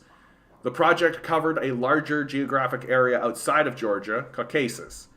In 2014 and 15, phlebotomine sandfly species were collected under another project, surveillance work on acute febrile illness. So many words I've never pronounced in my life. And all female sandflies were tested to determine their infectivity rate. A third project, also including sandflies collection, studied the characteristics of their salivary glands. As a result, Tbilisi has been infested with biting flies since 2015. These biting insects live indoors in bathrooms all year long, which was not the typical behavior of these species in Georgia previously. Normally, the fly season in Georgia was exceptionally short, from June to September. Local people complained of being bitten by these newly appeared flies while naked in their bathrooms. They also have a strong resistance to cold and can survive even in sub-zero temperatures in the mountains. Biting flies in Dagestan, Russia. Since the start of the Pentagon project in 2014, flies similar to those in Georgia have appeared in the neighboring Dagestan, Russia. According to local people, they bite and cause rashes. Their breeding habitats are house drains. Flies from the phlebotomine family carry dangerous parasites in their saliva, which they transmit through a bite to humans.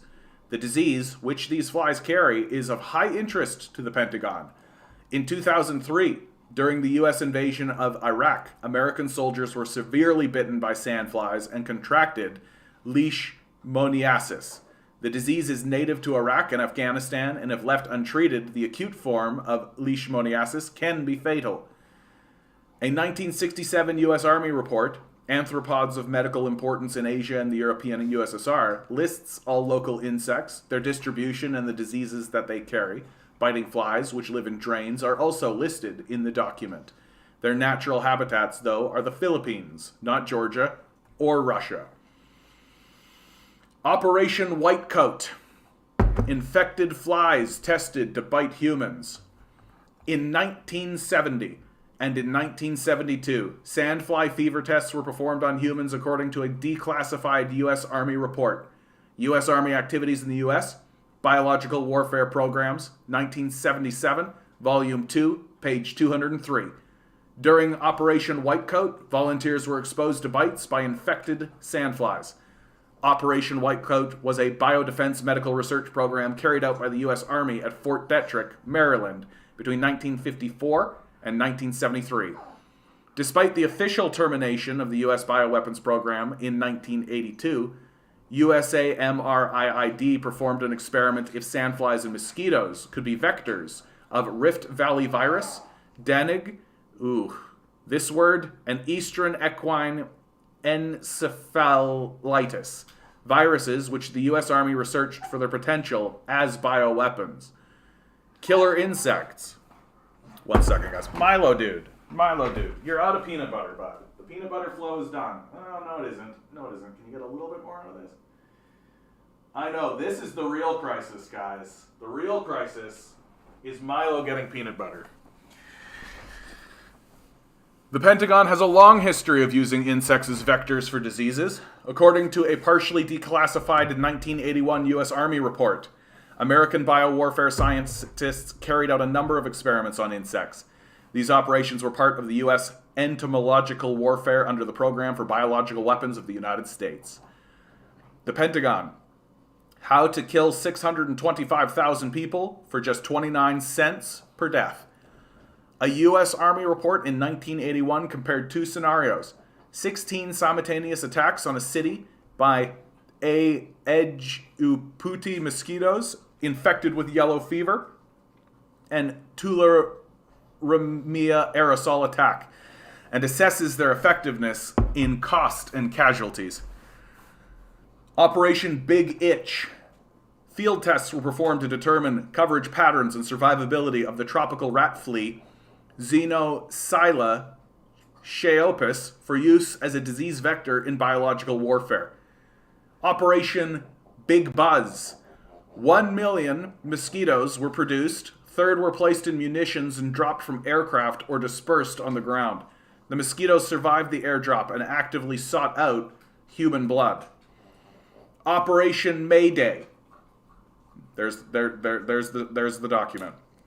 Mosquitoes were dispersed through the ground-based methods in Georgia, USA, during a U.S. Army operation codenamed Mayday. Parts of the 1981 U.S. Army report, such as the mass production of Aedes aegypti, have not been declassified, potentially meaning that the project is still ongoing. Aedes aegypti, also known as yellow fever mosquitoes, have been widely used in U.S. military operations. The same species of mosquitoes are alleged to be vectors of dengue, chikungunya, and the Zika virus, which causes genetic malformations in newborns. Operation Bellwether. The U.S. Army Chemical Research and Development Command Biological Weapons Branch studied outdoor mosquito biting activity in a number of field tests at Dungway Proving Ground, Utah, in 1960. Virgin female Aedes aegypti mosquitoes, which had been starved, were tested upon troops out in the open air. Here's pictures of the event. And for reference, there's the Project Bellwether. Military experiments with tropical mosquitoes and ticks in Georgia. Such species of mosquitoes and fleas studied in the past under the U.S. Entomological Warfare Program have also been collected in Georgia and tested at the Lugar Center.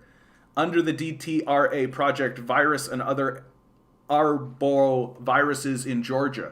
In 2014, the never-before-seen tropical mosquito, Aedes albopictus, was detected for the first time. And after decades, 60 years, the existence of Aedes aegypti mosquito was confirmed in West Georgia.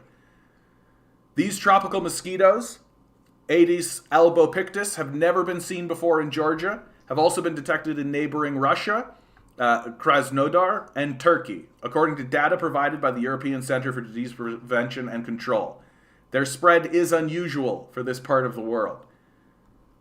Aedes aegypti mosquitoes have been distributed only in Georgia, southern Russia, and northern Turkey. They were detected for the first time in 2014, after the start of the Pentagon program at the Lugar Center. Under another DTRA project, Epidemiology and Ecology of Tularemia in Georgia, 2013 to 16, 6,148 ground ticks were collected. 5,871 were collected off the cattle, and 1,310 fleas and 731 ticks were caught. In 2016, a further 21,590 ticks were collected and studied at the Lugar Center. Anthrax outbreak in Georgia and Nato human trials.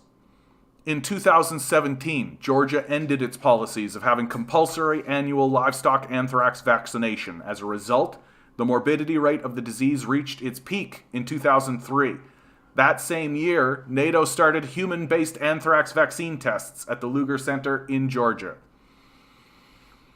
Pentagon research on Russian anthrax. Anthrax is one of the bioagents weaponized by the U.S. Army in the past.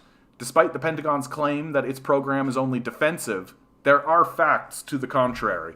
In 2016, at the Lugar Center, American scientists carried out research on the genome sequence of the Soviet-Russian Bacillus anthracis vaccine strain, 55VNIIVVIM, which was funded by the United States Defense Threat Reduction Agency's Cooperative Biological Engagement Program in Tbilisi, and administered by Metabiota, the U.S. contractor under the Pentagon program, in Georgia. In 2017, the DTRA funded further research, 10 genome sequences of human and livestock isolates of Bacillus anthracis from the country of Georgia, which was performed at the Lugar Center. 34 people infected with Crimean Congo hemorrhagic fever in Georgia. Crimean Congo hemorrhagic fever is caused by infection through a tick-borne virus, norovirus. The disease was first characterized in Crimea in 1944 and given the name Crimean hemorrhagic fever. It was then later recognized in 1969 as the cause of illness in Congo, thus resulting in the current name of the disease. In 2014, 34 people became infected, among them a 4-year-old child, with CCHF, 3 of which died. The same year, Pentagon biologists studied the virus in Georgia under the DTRA project Epidemiology of the Febrile disease, illness caused by the dengue virus and other arboviruses in Georgia. The project included tests on patients with fever symptoms and the collection of ticks as possible vectors of CCHF for laboratory analysis. The cause of the CCHF outbreak in Georgia is still unknown. According to the local veterinary department report, only 1 tick from all the collected species from the infected villages tested positive for the disease. Despite the claims of the local authorities that the virus was transmitted to humans from animals, all animal blood samples were negative too. The lack of infected ticks and animals is inexplicable given the sharp increase of CCHF human cases in 2014, meaning that the outbreak was not natural and the virus was spread intentionally.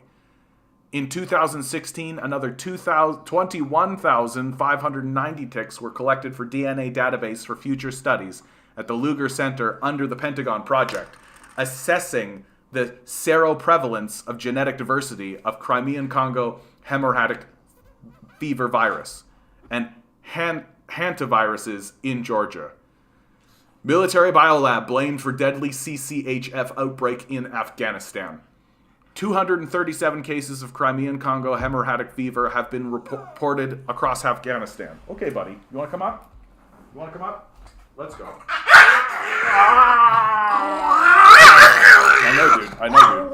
I know, dude. It's the apocalypse. I know, dude.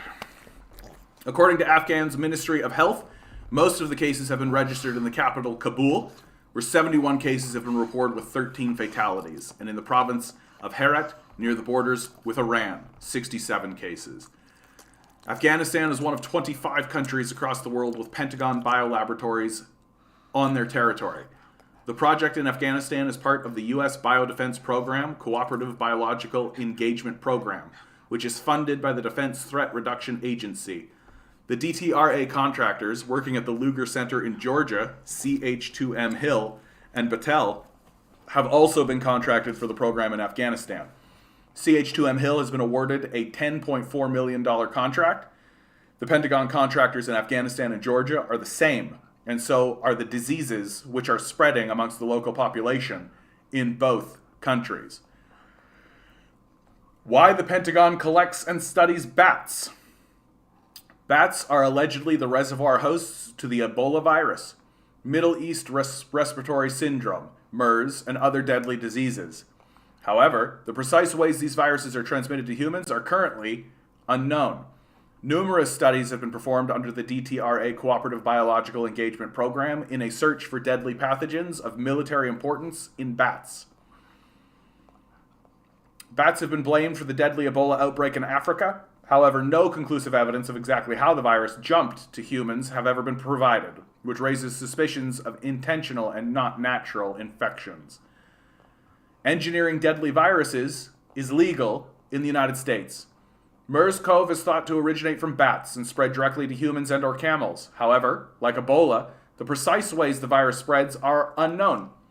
1,980 cases with 699 deaths were reported in 15 countries across the world as of June 2017, caused by MERS-CoV.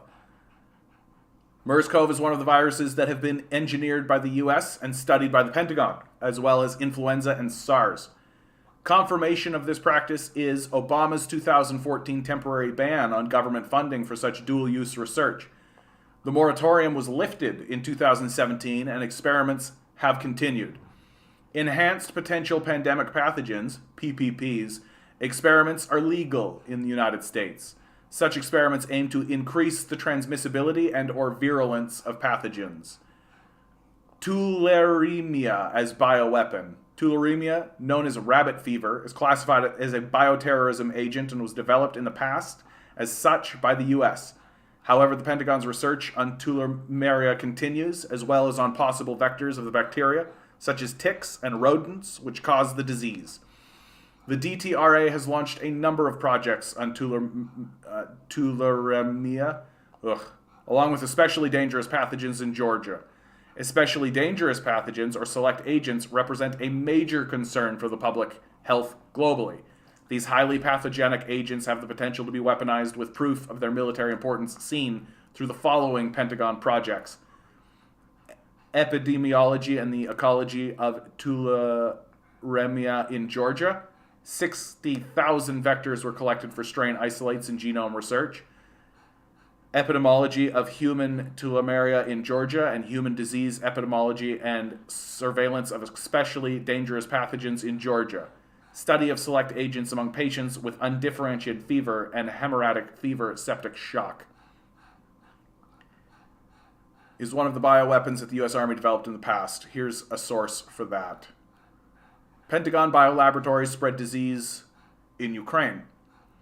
The DoD Defense Threat Reduction Agency has funded 11 biolaboratories in the former Soviet Union country Ukraine bordering on Russia. Here's your documents. Here's your documents. Here's your documents. Here's your documents. The U.S. military program is sensitive information. Ukraine has no control over the military biolaboratories on its own territory. According to the 2005 agreement between the U.S. Department of Defense and the Ministry of Health of Ukraine, the Ukrainian government is prohibited from public disclosure of sensitive information about the U.S. program, and Ukraine is obliged to transfer to the U.S. Department of Defense dangerous pathogens for biological research. The Pentagon has been granted access to certain state secrets of Ukraine in connection with the projects under their agreement. Here's the agreement. Biowarfare scientists under diplomatic cover. Among the set of bilateral agreements between the United States and Ukraine is the establishment of the Science and Technology Center in Ukraine, an international organization funded mainly by the U.S. government, which has been accorded diplomatic status. The STCU officially reports projects of scientists previously involved in the Soviet biological weapons program. Over the past 20 years, the STCU has invested over $285 million in funding and managing some 1,850 projects of scientists who previously worked on the development of weapons of mass destruction.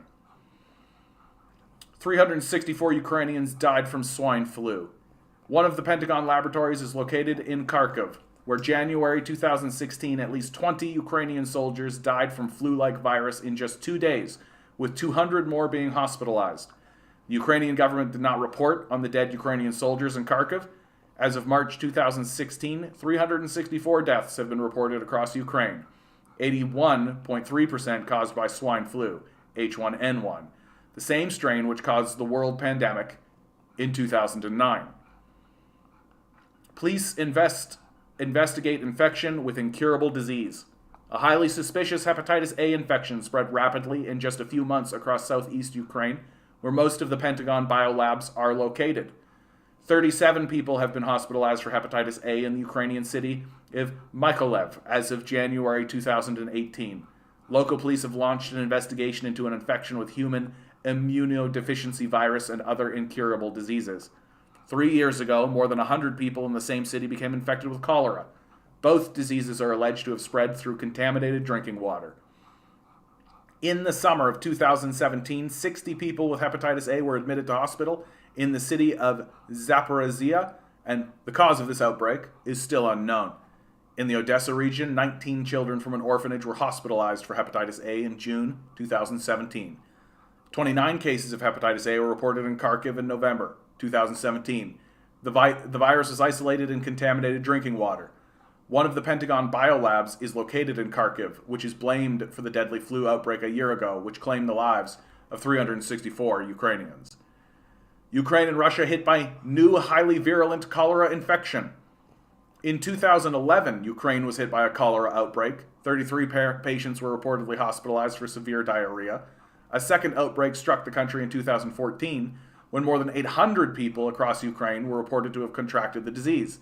In 2015, at least 100 new cases were registered, in the city of Mykolaiv alone.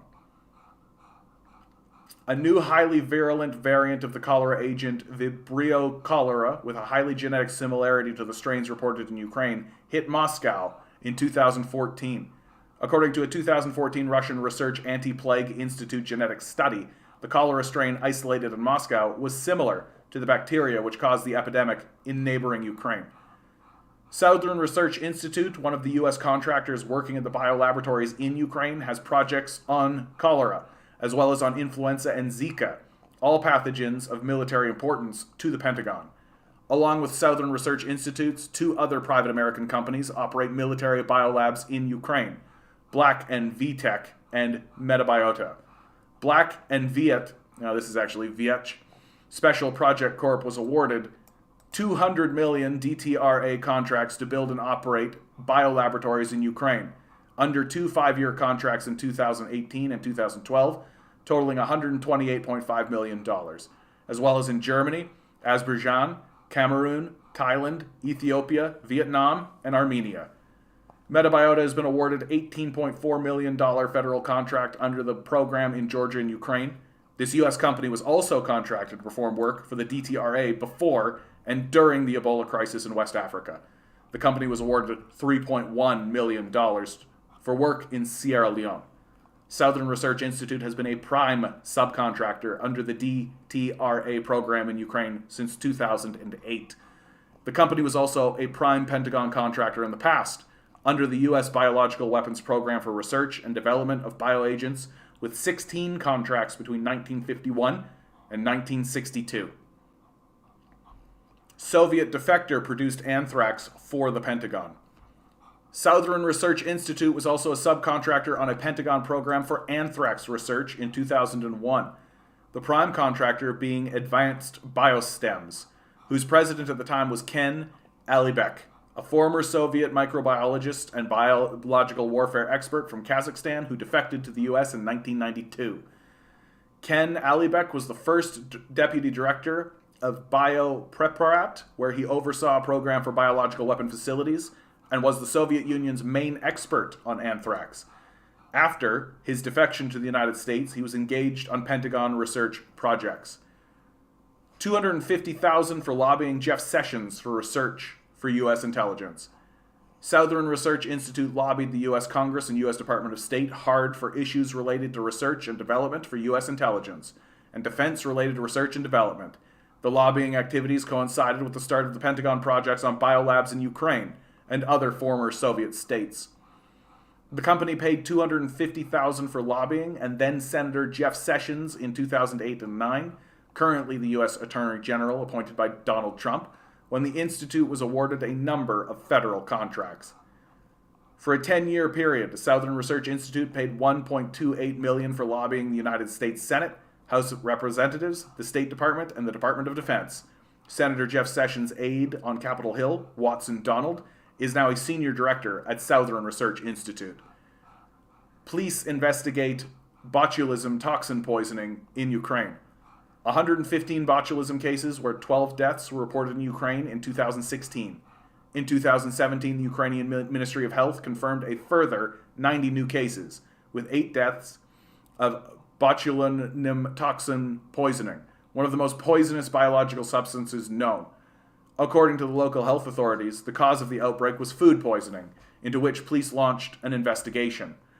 The Pentagon biolaboratories in Ukraine were among the prime suspects, as botulinum toxin is one of the bioterrorism agents which has already been produced at a Pentagon bioweapons factory in the U.S. See below. The Ukrainian government stopped supplying antitoxin in 2014, and no botulism vaccines in stock were available during the outbreak. Botulism is a rare and extremely dangerous illness caused by a toxin produced by the bacterium Clostridium botulinum. Holy cow. 1 GM of the toxin can kill as many as 1 million people. The neurotoxin poses a major bioweapon threat because of its extreme potency, ease of production and transport. It causes muscle paralysis, respiratory failure, and ultimately death if not treated immediately. A single gram of the crystalline toxin, evenly dispersed and inhaled, can kill more than 1 million people. It could be disseminated via aerosol or by contamination of water and our food supplies. The Pentagon produces live viruses, bacteria, and toxins. This toxin was tested as a bioweapon by the U.S. Army in the past, as well as anthrax, brucella, and tularemia. Although the U.S. bioweapons program was officially terminated in 1969, documents show that the military experiments have never ended. Presently, the Pentagon produces and tests live bioagents at the same military facility as it did in the past, Dungway Proving Ground. The current field tests. Past field tests. Bioweapons factory in the United States. The U.S. Army produces and tests bioagents at a special military facility located at Dugway Proving Ground, West Desert Test Center, Utah, as proven in a 2012 U.S. Army report. The facility is overseen by the Army Test and Evaluation Command.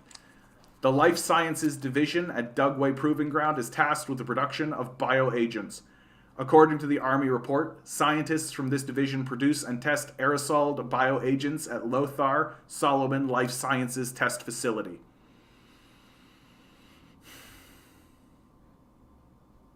The Life Sciences Division, consisting of Aerosol Technology Branch and a Microbiology Branch. The Aerosol Technology Branch aerosols biological agents and stimulants. The Microbiology Branch produces toxins, bacteria, viruses, and agent-like organisms, which are used in chamber and field testing. The fermentation laboratories at the Life Sciences Test Facility grow bacteria in fermenters ranging from a small 2-liter to a large 1,500-liter system.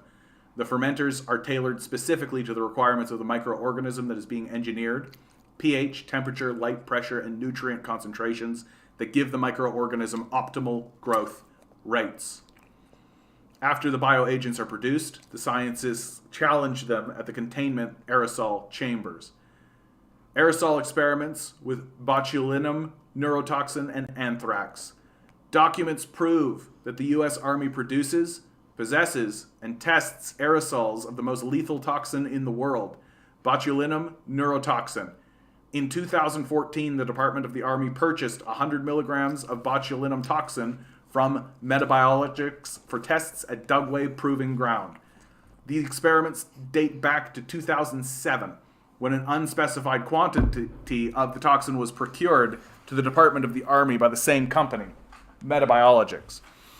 According to the 2012 West Desert Test Center report, the military facility performs tests with botulinum neurotoxin aerosol, as well as with aerosoled anthrax, Yersinia pestis, and Venezuelan equine encephalitis virus.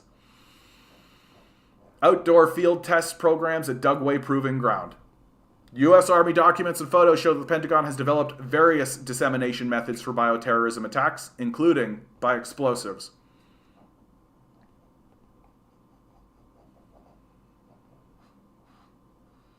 The U.S. Army report lists numerous dissemination techniques, including by bioaerosol sprayers. Such sprayers, called micronair disseminators, have already been developed by the U.S. Army and tested at Dugway Proving Ground. According to the documents, they can be vehicle-mounted or worn as a backpack with a pump system, which can be fitted to the unit to increase the accuracy of the release. Micronair sprayers can release 50 to 500 milliliters of bioliquid stimulant per minute from 12-liter tanks. The U.S. stole bacteria from Saddam Hussein's bioweapons factory. Bacillus thuringiensis is an insect pathogen that is widely used as a biopesticide. B. thuringiensis al-Hakam was collected in Iraq by the UN Special Commission led by the U.S. in 2003. It is named after al-Hakim, Iraq's bioweapons production facility. Apart from the Pentagon's field tests, this bacterium is also used in the U.S. for the production of GM corn resistant to pests. Photos posted by the CIA prove the bacteria was collected in the U.S. in Iraq. According to the CIA, the vials containing biopesticide were recovered from an al-Hakim scientist's home. Information from the U.S. Federal Contracts Registry shows that the Pentagon performs tests using the bacteria stolen from Saddam Hussein's bioweapons factory in Iraq. The tests are performed at Kirkland Air Force Base. Kirkland is the home of the Air Force Materiel Command's Nuclear Weapons Center. Here, weapons are being tested, meaning that the field tests with biological stimulants, bacteria, also fall into this group. The DTRA contractor on this project, Loveless Biomedical and Environmental Research Institute, operates an animal biosafety 3-level laboratory which has select agent status. The facility is designed to conduct bioaerosol studies. The company has been awarded a 5-year contract for field tests with biological stimulants at Kirkland Air Force Base. Field tests with biological stimulants. What the Pentagon is now doing is exactly what it did in the past, meaning that its bioweapons program was never terminated. The U.S. Army performed 27 field tests with such biological stimulants involving the public domain from 1949 to 1968, when President Nixon officially announced the end of the program. Source from the U.S. Army Activities in the United States. Field tests in Chechnya. The Defense Threat Reduction Agency, which runs the U.S. military program at the Lugar Center in Georgia, is alleged to have already performed field tests with an unknown substance in Chechnya, Russia. In the spring of 2017, local citizens reported on a drone disseminating white powder close to the Russian border with Georgia. Neither the Georgian border police nor the U.S. personnel operating on the Georgia-Russian border commented on this information. 9.2 million U.S. military projects on the Russia-Georgian border. DTRA has full access to the Russia-Georgia border, granted under a military program called Georgia Land Border Security Project.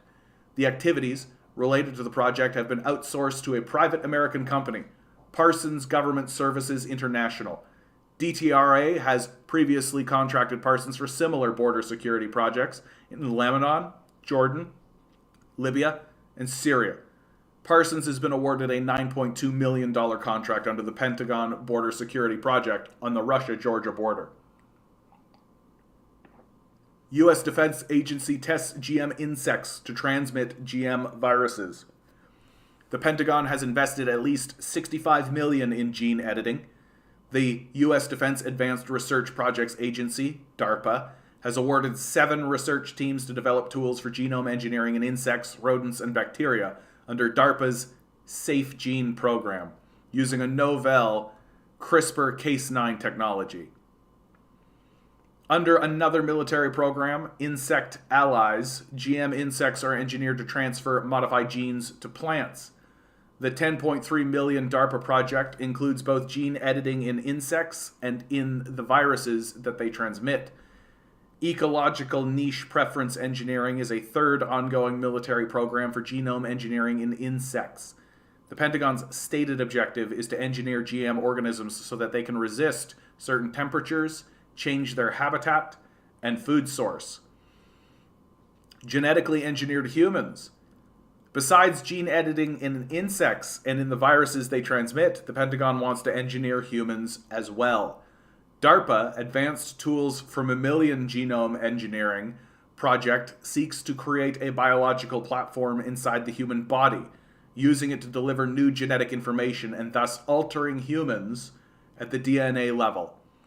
DARPA wants to insert an additional 47th artificial chromosome into human cells.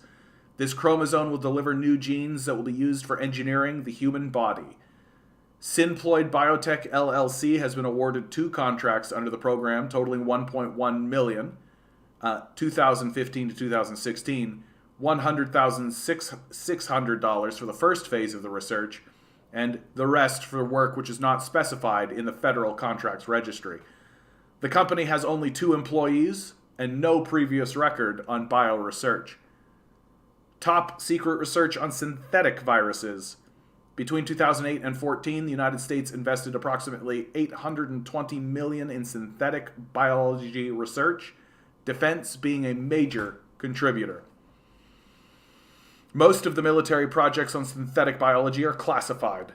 Among them are a number of classified studies by the secretive Jason Group of U.S. military advisors. For example, emerging viruses and genome editing for the Pentagon and synthetic viruses for the National Counterterrorism Center. Jason is an independent scientific advisory group that provides consulting services to the United States government on matters of defense, science, and technology. It was established in 1960, and most of their resulting JASON reports are classified. For administrative purposes, the JASON's projects are run by the Mitra Corporation, which has contracts with the Defense Department, CIA, and the FBI. Since 2014, Mitra has been awarded some $27.4 million in contracts with the Department of Defense. Although the reports are classified, another U.S. Air Force study titled Biotechnology, Genetically Engineered Pathogens, sheds some light on what the secretive JASON group has researched. 5 groups of genetically engineered pathogens that can be used as bioweapons. These are binary biological weapons, a lethal combination of 2 viruses, host-swapping diseases, animal viruses that jump to humans, like the Ebola virus, stealth viruses, and designer diseases. Designer diseases can be engineered to target a certain ethnic group, meaning that they can be used as ethnic bioweapons. Ethnic bioweapons. Ethnic bioweapons, biogenetic weapon, is a theoretical weapon that aims to primarily harm people of specific ethnicities or genotypes. Although officially the research and development of ethnic bioweapons have never been publicly confirmed, documents show the U.S. collects biological material from certain ethnic groups, Russians and Chinese. The U.S. Air Force has been specifically collecting Russian RNA and synovial tissue samples, raising fears in Moscow of a covert U.S. ethnic bioweapons program. Apart from Russians, the U.S. has been collecting biological material from both healthy and cancer patients in China.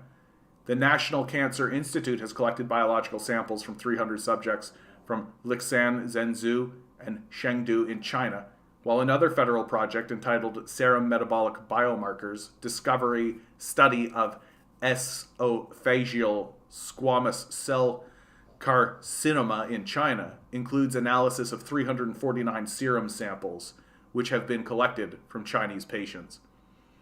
Chinese biological material has been collected under a series of federal projects, including saliva and cancer tissue.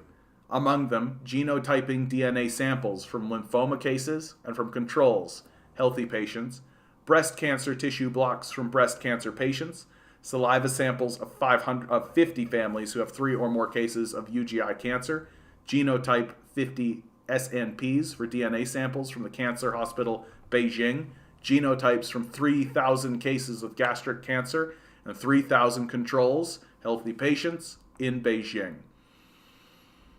Tobacco vaccines. How the Pentagon helped tobacco companies to profit from Ebola. The Defense Advanced Research Projects Agency has invested $100 million in vaccines production from tobacco plants. The companies involved in the project are owned by the biggest American tobacco companies. Medicago Incorporated is co-owned by Philip Morris, and Kentucky Bioprocessing is a subsidiary of Reynolds American, which is owned by British American Tobacco. Currently, they are producing flu and Ebola vaccines from tobacco plants. The $100 million program Blue Angel was launched as a response to the H1N1 pandemic in 2009. Medicago being awarded $21 million to produce 10,000 million doses of an influenza vaccine within 1 month. Blue Angel program manager Dr. John Julius explains, although there are multiple plant species and other organisms being explored as alternative protein production platforms, the U.S. government has continued to make an investment in tobacco-based manufacturing. It's not clear why the Pentagon chose to invest in vaccines produced from tobacco plants amongst all other plant species which they explored. Medicago, owned by Philip Morris, paid $495,000 for lobbying the Department of Defense, the Congress, and the Department of Health and Human Services for funding to advance technology to support public health preparedness applications. The Pentagon funded tobacco companies to develop new technology and to profit from vaccines. Biological experiments are war crimes. Article 8 of the Rome Statute of the International Criminal Court, ICC, defines biological experiments as war crimes. The U.S., however, is not a state party to the international treaty and cannot be held accountable for its war crimes.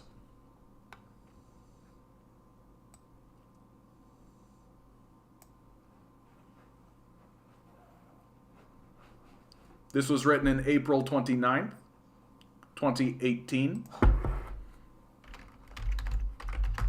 Russia shuts down Ukrainian biolabs.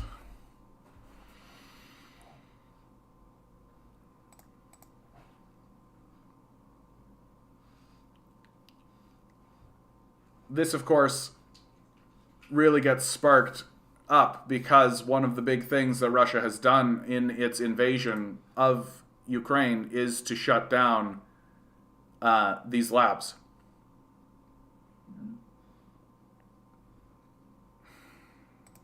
This is a hard one for me. I gotta be honest with you guys. This is a hard one for me. I'm really having a difficult time with this one. I wanted to not believe it for a long time. I wanted to not believe it. You know, I kept saying over and over again, like, it's a stupid thing to do because you can't control it. That's the thing about bioweapons, right? You can't control it, so it's stupid. It's a dumb thing to do. But since when has that ever stopped the United States? Since when has that ever stopped these fucking psychopaths, right? That the reason why I was refusing to move forward on it and allow my consciousness to accept the reality of this is because I always said to myself, well, where's the source documents? Like, there's always going to be source documents. Well, here they are. Like, here they are. And this is just what we found. In which, for me, yeah, that's enough, right? This is just the tip of it. This is just the little tiny tip that we know about, right? This is just what the independent journalists have been able to dig up.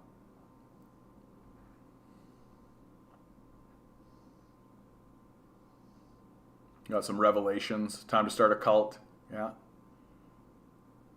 We'll airdrop in our airborne special forces mosquitoes. Exactly, right?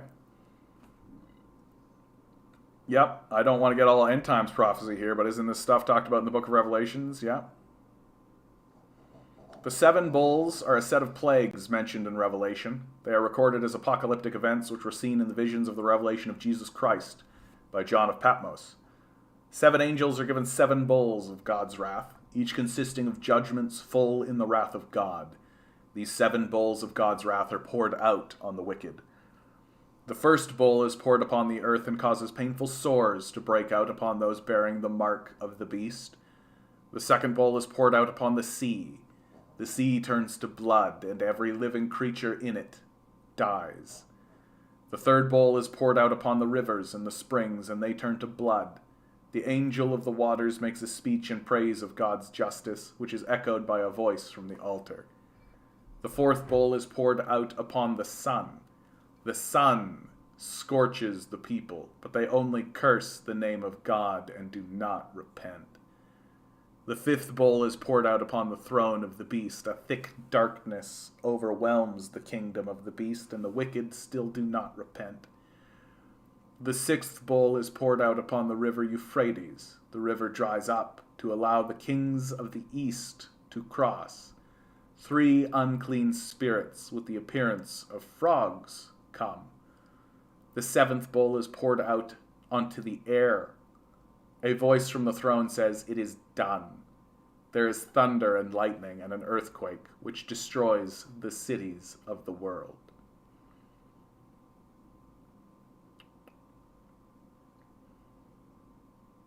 I read the book of Revelations out loud one time. I actually think that if I recorded the book of Revelations and someone did like a fucking metal riff under it, like it was like heavy metal, and then like animated it, it would be fucking crazy. People would love it.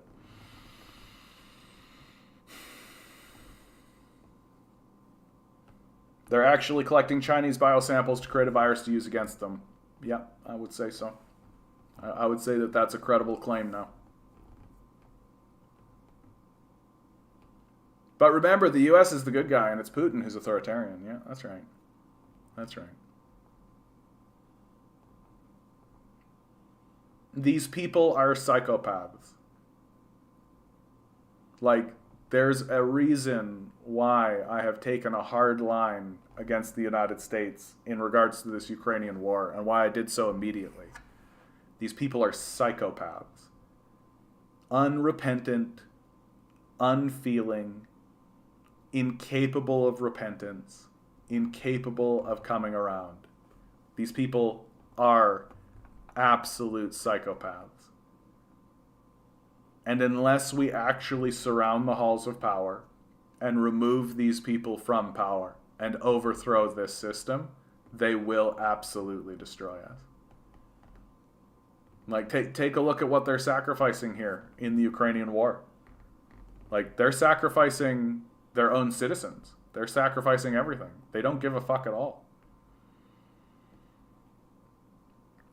So I needed to read that one out loud because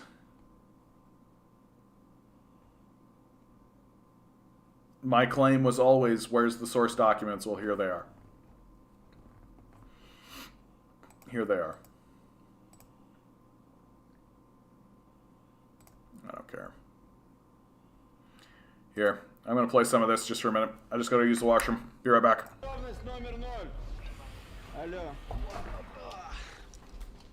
Я захожу в поселок, по 4 человека на перекресток буду зачищать. Внимание! Малыми группами они выходят с аэропорта. Идем сейчас цепью, там распределяемся по кварталам, не даем никому выйти. С нами Бог, никто ничего не боится.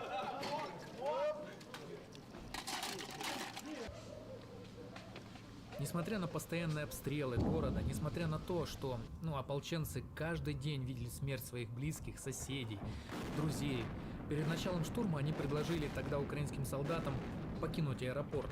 Они готовы были дать им возможность уйти из города. Они уже достали нам 1 числа детей в школу отправлять. Они сегодня разбомбили школу, детский садик. Не можем мы так допускать уже. Так что перемирие они не соблюдали. Почему должны мы его соблюдать?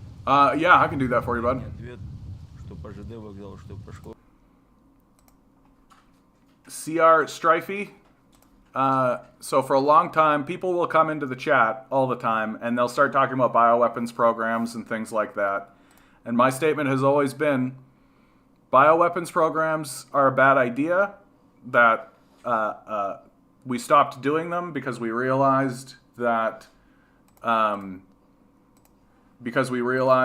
they can't be controlled. And my statement was always, where's the source documents? I'm seeing a lot of shade being thrown, right? But I'm not seeing source documents. Well,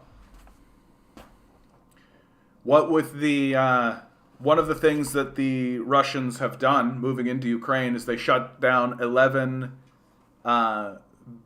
biolabs in Ukraine. And here's an article that was written in 2018, loaded, just littered with source documents, littered with links, right? Littered with exactly the thing that I have been demanding, right? Well, here it is. So I can't deny it anymore. I can't pretend like it doesn't exist. I have to acknowledge, and again, I'll say it. This is only what we've discovered, right? This is what reporters have found out so far. So you know that there is like an entire world beneath it. You know that there's an entire world beneath it. And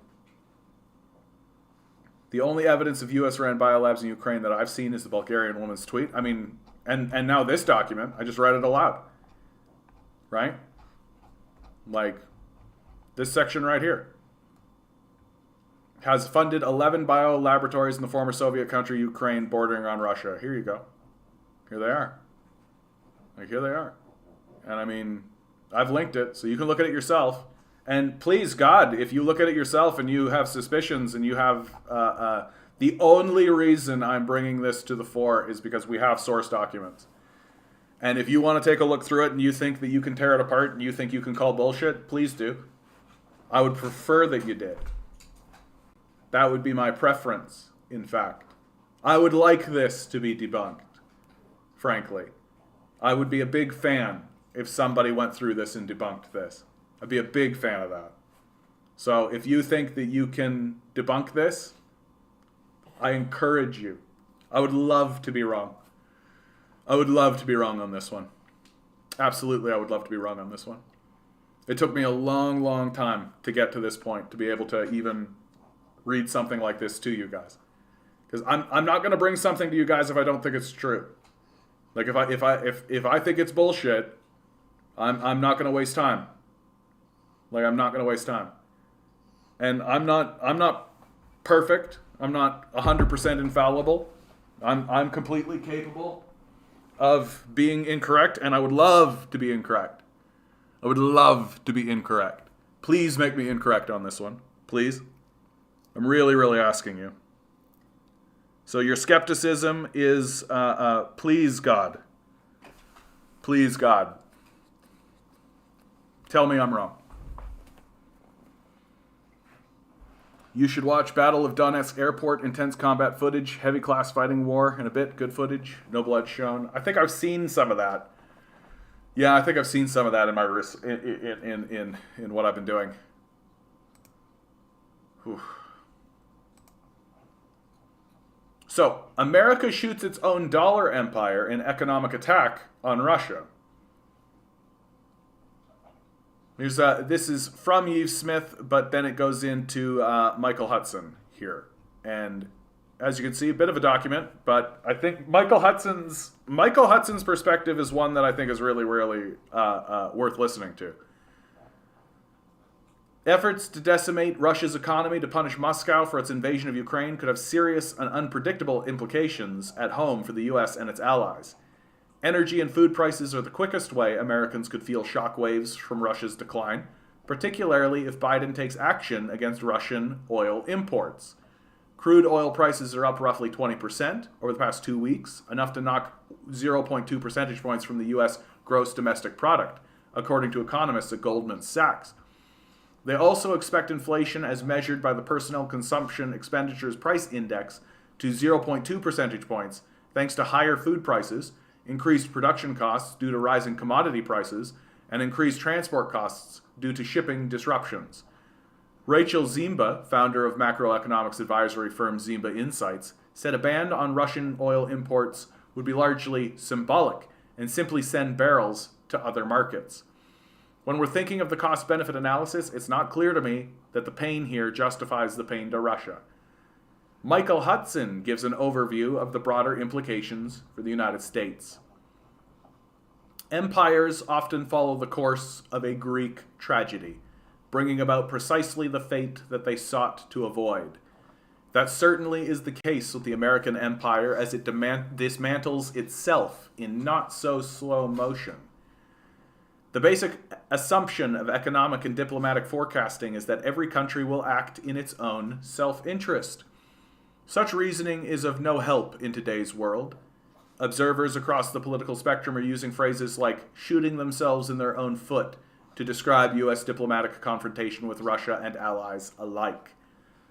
For more than a generation, the most prominent U.S. diplomats have warned about what they thought would represent the ultimate external threat: an alliance of Russia and China dominating Eurasia. America's economic sanctions and military confrontation has driven them together and is driving other countries into their emerging Eurasian orbit.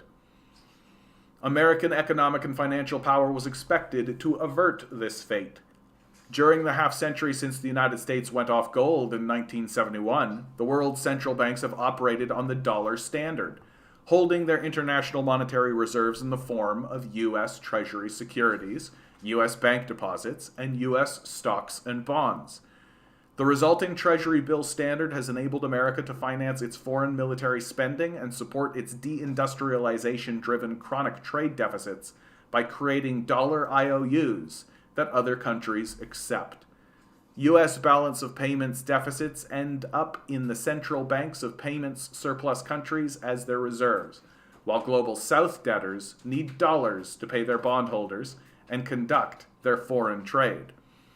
This monetary privilege, what is this word? Segnorage. This is the kind of word that a real academic comes out with. Come on, bud. Hold on. I'm even going to pause for a minute here. Let's go. What the hell are you doing to me, Michael? So, seigniorage, profit made by a government by issuing currency, especially the difference between the face value of coins and their production costs. Jesus fucking Christ, Michael. Okay. Has enabled U.S. diplomacy to impose neoliberal policies on the rest of the world without having to use much military force of its own except to grab Middle Eastern oil. The recent escalation of U.S. sanctions blocking Europe, Asia, and other countries from trade and investment with Russia, Iran, and China has imposed enormous opportunity costs. The cost of lost opportunities on U.S. allies, and the recent confiscation of the gold and foreign reserves of Venezuela, Afghanistan, and now Russia, along the targeted grabbing of bank accounts of the wealthy foreigners, hoping to win their hearts and minds along with recovery of their sequestered accounts, has ended the idea that dollar holdings of those in its sterling and euro NATO satellites are a safe investment haven when world economic conditions become shaky. So I am somewhat chagrined as I watch the speed at which the US-centered financialized system has de-dollarized over the span of just a year or two.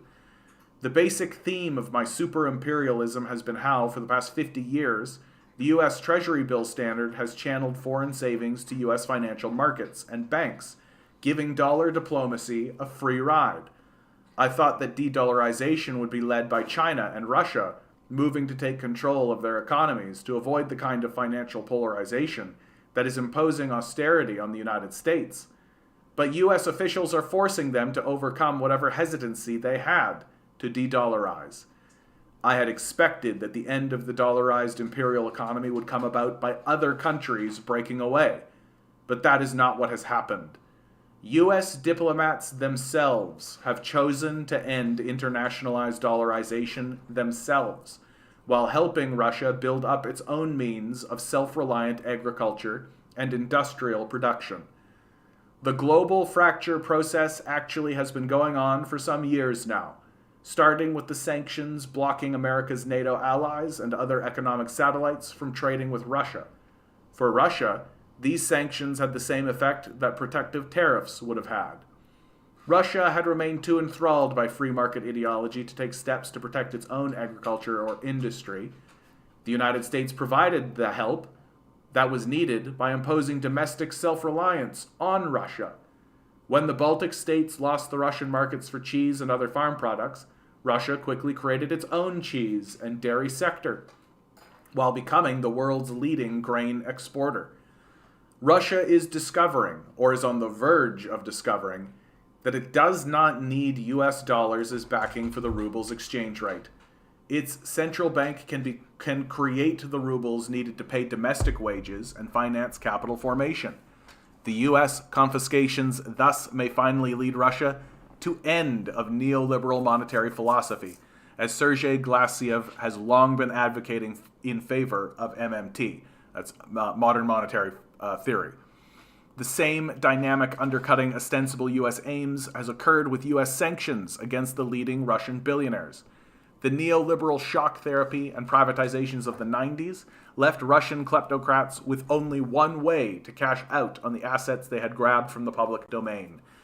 That was to incorporate their takings and sell their shares in London and New York. Domestic savings had been wiped out, and the U.S. advisors persuaded Russia's central bank not to create its own ruble money. The result was that Russia's national oil, gas, and mineral patrimony was not used to finance a rationalization of Russian industry and housing. Instead of the revenue from privatization being invested to create new Russian means of protection, it was buried up on nouveau riche acquisitions of luxury British real estate, yachts, and other global flight capital assets. But the effect of making Russian dollar, sterling, and euro holdings hostage has been to make the City of London too risky a venue in which to hold their assets. By imposing sanctions on the richest Russians closest to Putin, U.S. officials hoped to induce them to oppose his breakaway from the West, and thus to serve effectively as NATO agents of influence. But for Russian billionaires, their own country is starting to look safest. For many decades now, the Federal Reserve and Treasury have fought against gold recovering its role in international reserves. But how will India and Saudi Arabia view their dollar holdings as Biden and Blinken try to strong-arm them into following the U.S. rules-based order instead of their own national self-interest? The recent U.S. dictates have left little alternative but to start protecting their own political autonomy by converting dollar and euro holdings into gold as an asset free of political liability of being held hostage to the increasingly costly and disruptive U.S. demands. U.S. diplomacy has rubbed Europe's nose in its abject subservience by telling its governments to have their companies dump the Russian assets for pennies on the dollar after Russia's foreign reserves were blocked and the ruble's exchange rate plunged. Blackstone, Goldman Sachs, and other U.S. investors moved quickly to buy up what Shell Oil and other foreign companies were unloading. Nobody thought that the post-war 1945 to 2020 world order would give way this fast. A truly new international economic order is emerging, although it is not yet clear just what form it will take. But prodding the bear with the US-NATO confrontation with Russia has passed critical mass level. It is no longer just about Ukraine. That is merely the trigger, a catalyst for driving much of the world away from the US-NATO orbit. The next showdown may come within Europe itself, as nationalist politicians seek to lead a breakaway from the overreaching US power grab over its European and other allies to keep them dependent on US-based trade and investment. The price of their continuing obedience is to impose cost inflation on their industry while relinquishing their domestic electoral politics to subordination to America's NATO proconsuls. These consequences cannot really be deemed unintended. Too many observers have pointed out exactly what would happen, headed by President Putin and Foreign Secretary Lavrov explaining just what their response would be if NATO insisted in backing them into a corner while attacking eastern Ukrainian Russian speakers and moving heavy weaponry to Russia's western border. The consequences were anticipated. The neocons in control of U.S. foreign policy simply didn't care. Recognizing its concerns was deemed to make one a Putin Versteiger. What foreign countries have not done for themselves to replace the IMF, World Bank, and other arms of U.S. diplomacy, American politicians are forcing them to do. Instead of European, Near Eastern, and Global South countries breaking away out of their own calculation of the long-term economic interests, America is driving them away, as it is done with Russia and China. More politicians are seeking voter support by asking whether they would be better served by new monetary arrangements to replace dollarized trade, investment, and even foreign debt service. The energy and food price squeeze is hitting Global South countries especially hard, coinciding with their own COVID-19 problems and the looming dollarized debt service coming due. Something must give. How long will these countries impose austerity to pay foreign bondholders? How will the US and European economies cope in the face of their sanctions against imports of Russian gas and oil, cobalt, aluminum, palladium, and other basic materials? American diplomats have made a list of raw materials that their economy desperately needs, and which therefore are exempt from the trade sanctions being imposed. This provides Mr. Putin a handy list of our pressure points to use in reshaping world diplomacy and help European and other countries break away from the iron curtain that America has imposed to lock its satellites into dependence on high-priced U.S. supplies. But the final breakaway from NATO's adventurism must come from within the United States itself. At this year's midterm elections approach, Republicans are likely to harp on price inflation led by gasoline and energy as a Biden failure. It's not clear if the pro-Ukraine propaganda will have lost its effectiveness due to overexposure, but if Russia wins the war in short order, the Republicans could hammer on Biden for relying on costly, arguably ill-thought-out, and ineffective economic sanctions America needs Russian oil and gas exports. Gas is necessary not only for heating and energy production, but to make fertilizer, of which there's already a world shortage. That has been exacerbated by blocking Russian and Ukrainian grain exports to send US and European food prices soaring. Try to force Russia to respond militarily and thereby look bad to the rest of the world is turning out to be a stunt aimed simply at demonstrating Europe's need to contribute more to NATO, buy more US military hardware, and lock itself deeper into trade and monetary dependence on the United States. The instability that this has caused could have the effect of making the United States look as threatening as Russia.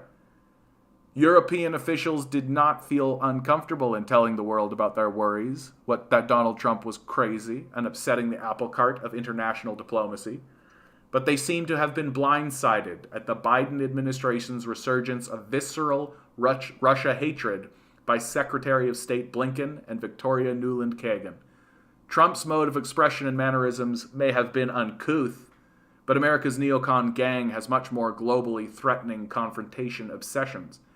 For them, it was a question of whose reality would emerge victorious, the reality that they believed they could make, or economic reality outside of U.S. control. I mean, Michael Hudson, right? Who's been saying this shit, right? Who's been saying this shit? Michael Hudson just nailing it, man. Like a true, real economist. Rare in this world. Remember, guys, this is not the natural result of capitalism. It's crony capitalism. And if we can have pure, unbridled capitalism, there won't be shady things like this. Exactly. You got the Jacobin, right? The Orwellian attacks on critics of NATO policy must stop. I'm not going to read this one. I think I've read enough for tonight. But you can see, right? There is a rising McCarthyism that's coming, right? If it's not already here, honestly. I mean, as you go down the line, right? What $200 oil could do to Canada and the world economy? It's not pretty. Canada banks, insurance companies are pouring millions into Russian oil and gas. Like, yeah, okay, so this Ukrainian war is real, right? We're still, like, giving money to them. Here's a fellow who's pointing it out as clearly as it can be. A capitalistic society. Capitalism died in 2008 and was confirmed dead in 2020. You and I are now living past late-stage capitalism in techno-feudalism. Also called neo-feudalism, this is characterized by unequal rights between the rich and the poor and the dominant parts of society, i.e. the elite and the rich, having an extreme amount of wealth and power. Since 2008, since the housing crisis, there's been an insane increase in income inequality in America.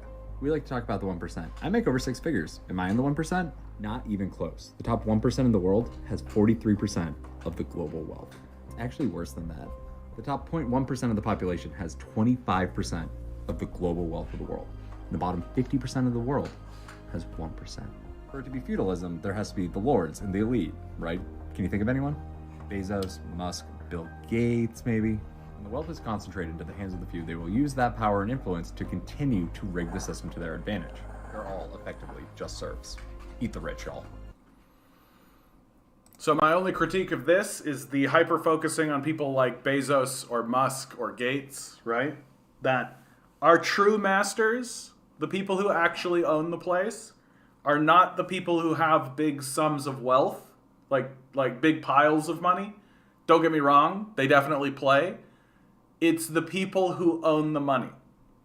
That's who's actually in charge of the system, right?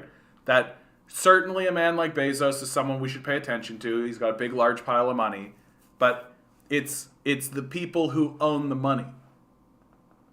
The banking institutions that you should really care about.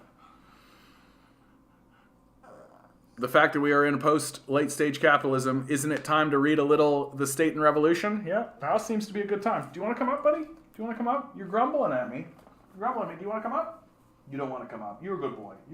I love you. You don't need to come up. Good boy, buddy. I know.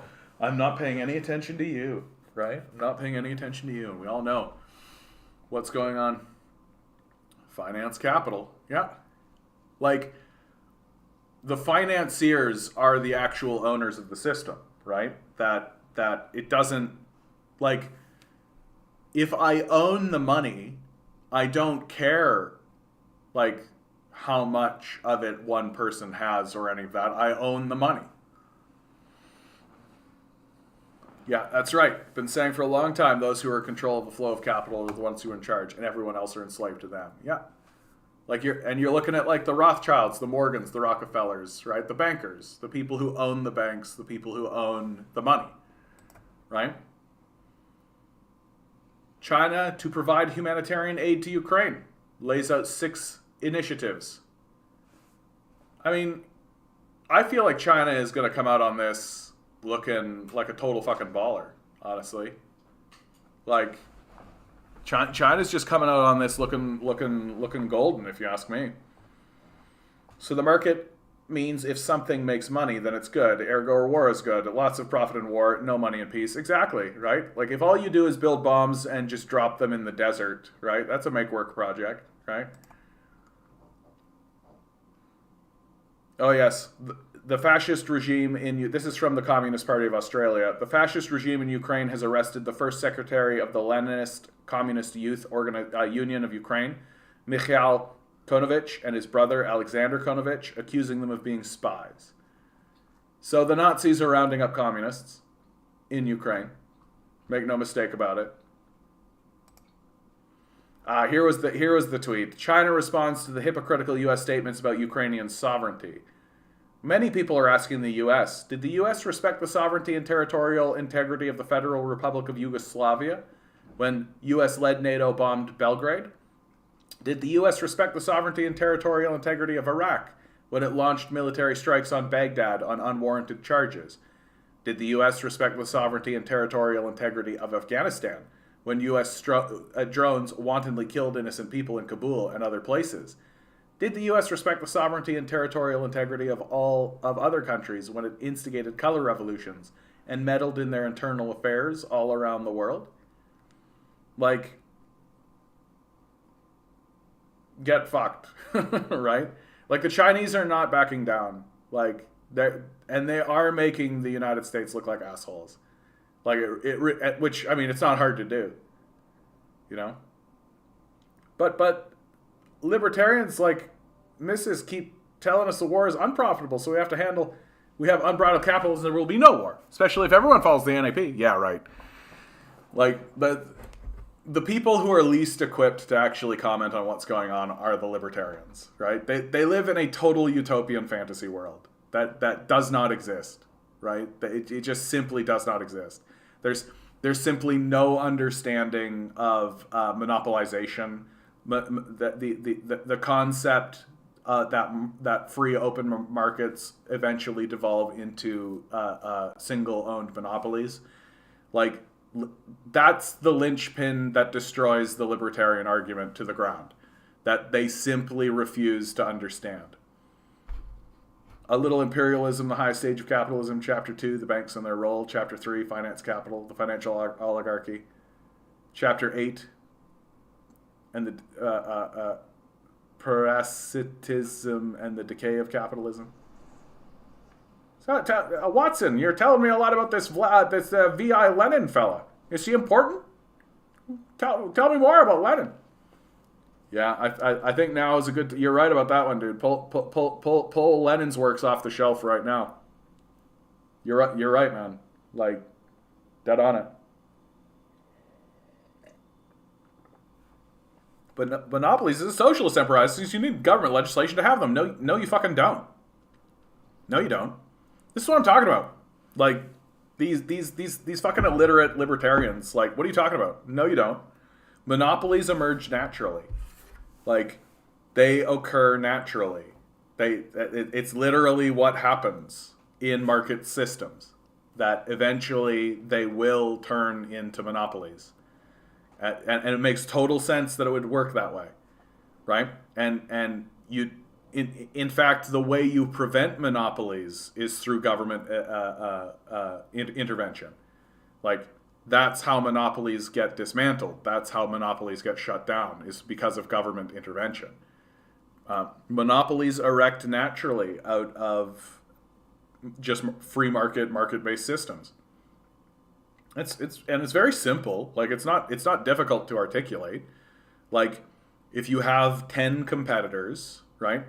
Well, eventually one of those competitors will die, right? And let's even pretend that that competitor's assets are distributed evenly. So now you have 9.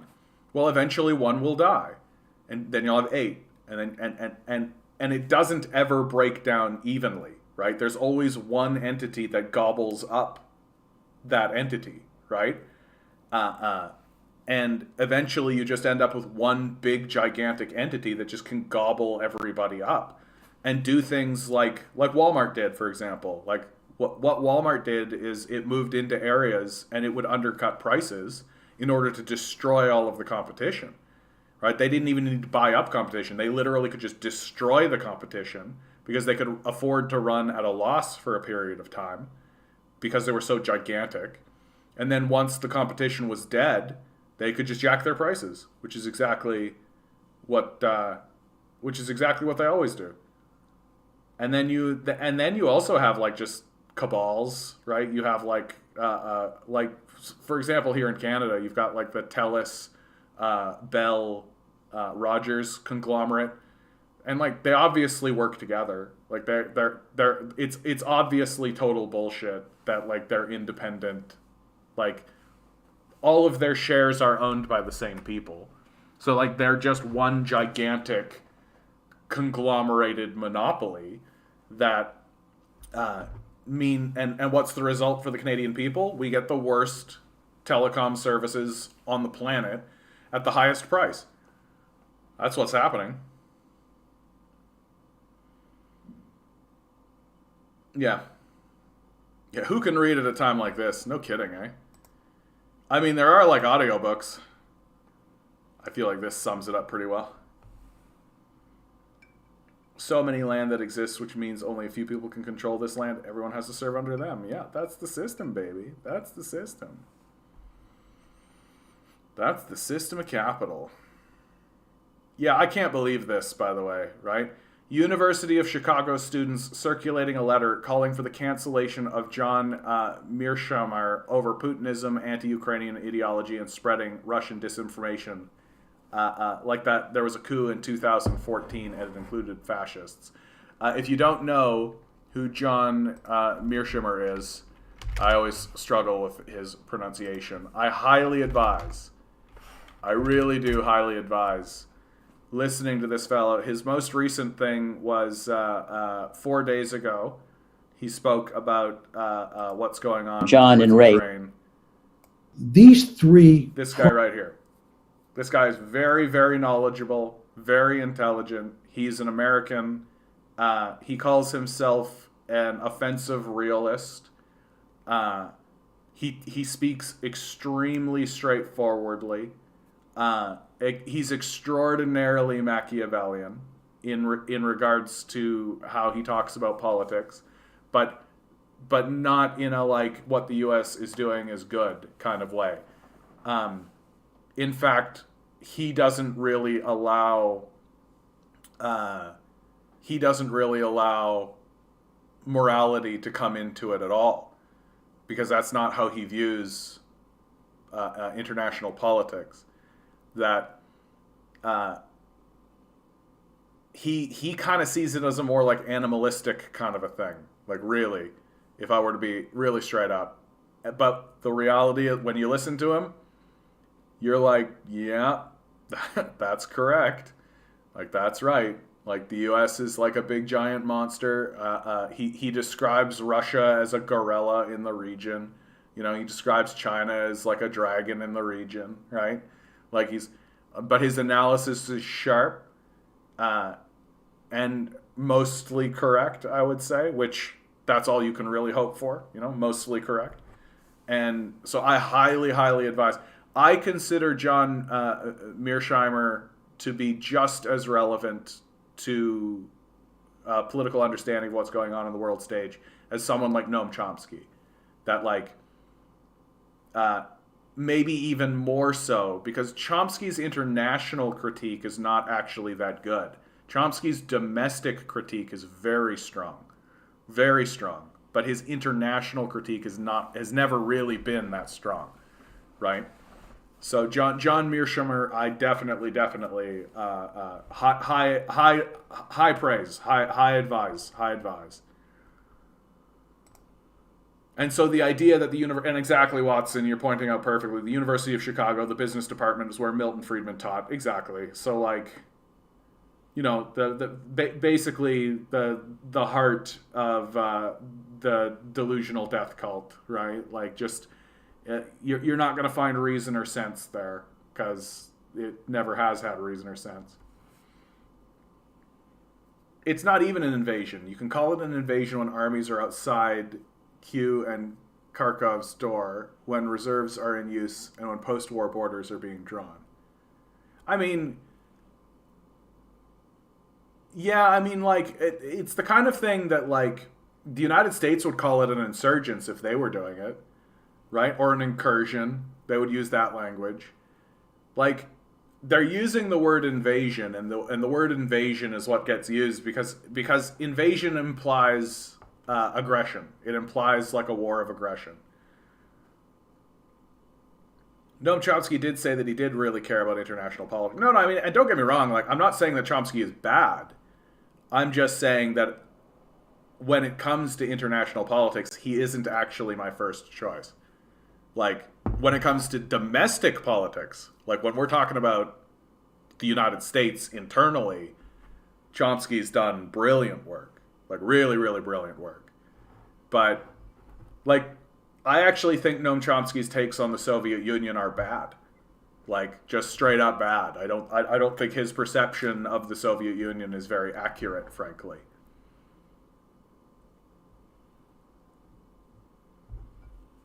No, again, like, I'm really not trying to, like, I'm not trying to shit on Chomsky. Like, don't get me wrong. I've read a lot of Chomsky. I like Chomsky. I just think, like, someone like Parenti, for example. Michael Parenti is a better international analyst than Chomsky is, I think.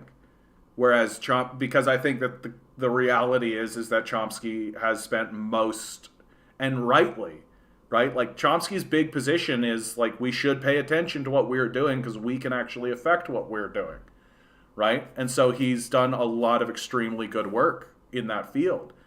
But then when he starts to critique other nations, he doesn't really seem to be, yeah, and exactly, like, well, exactly, Watson, right? He's a fan of the anarchist Mikhail Buchanan, right? Take that for what it's worth.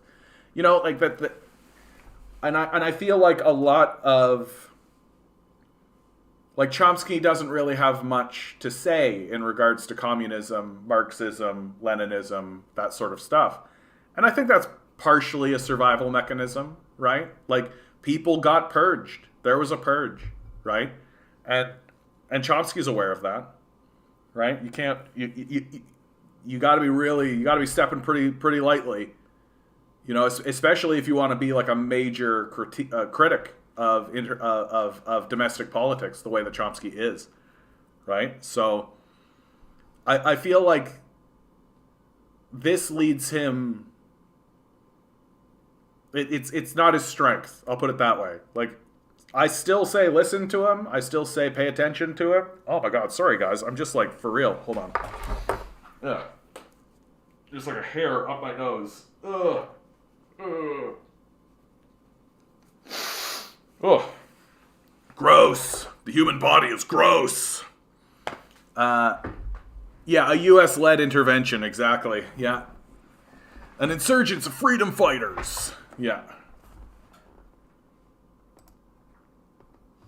And, like, good old low-key, right? The decision to push almost 3 billion people, Russia, India, and China, into trading with each other in currencies other than the dollar will go down as one of the most short-sighted and self-destructive policies in U.S. history. It wasn't a booger. It was a hair. It was a hair. Oh, yeah, like, here's Putin talking to the point of, doesn't Russia have Nazis as well? Here's what Putin thinks. А чего такое? У вас тоже есть радикалы. Да, у нас есть. Но у нас нет в правительстве радикалов. И все признают, что там есть. Да, может быть, у нас есть какие-то придурки, которые со свастикой где-то бегают. Но разве мы поддерживаем это на правительственном уровне? Разве у нас ходят с факелами тысячи людей по столицам, в Москве, либо по другим нашим региональным столицам, со свастикой и с этими факелами, как в 30-е годы в Германии? Разве это есть у нас? А там есть. И поддерживаем. And that's kind of it, right? Like, and he admits it straight up. He's like, of course we do. How could we not, right? Like, you have a population as big as ours. Like, you have a country as big as ours. Of course, you're gonna have some of this stupid stuff. Are they at the government level? Do we have thousands of people parading around the streets with torches in like an organized fashion who are part of the fucking military? No. Like,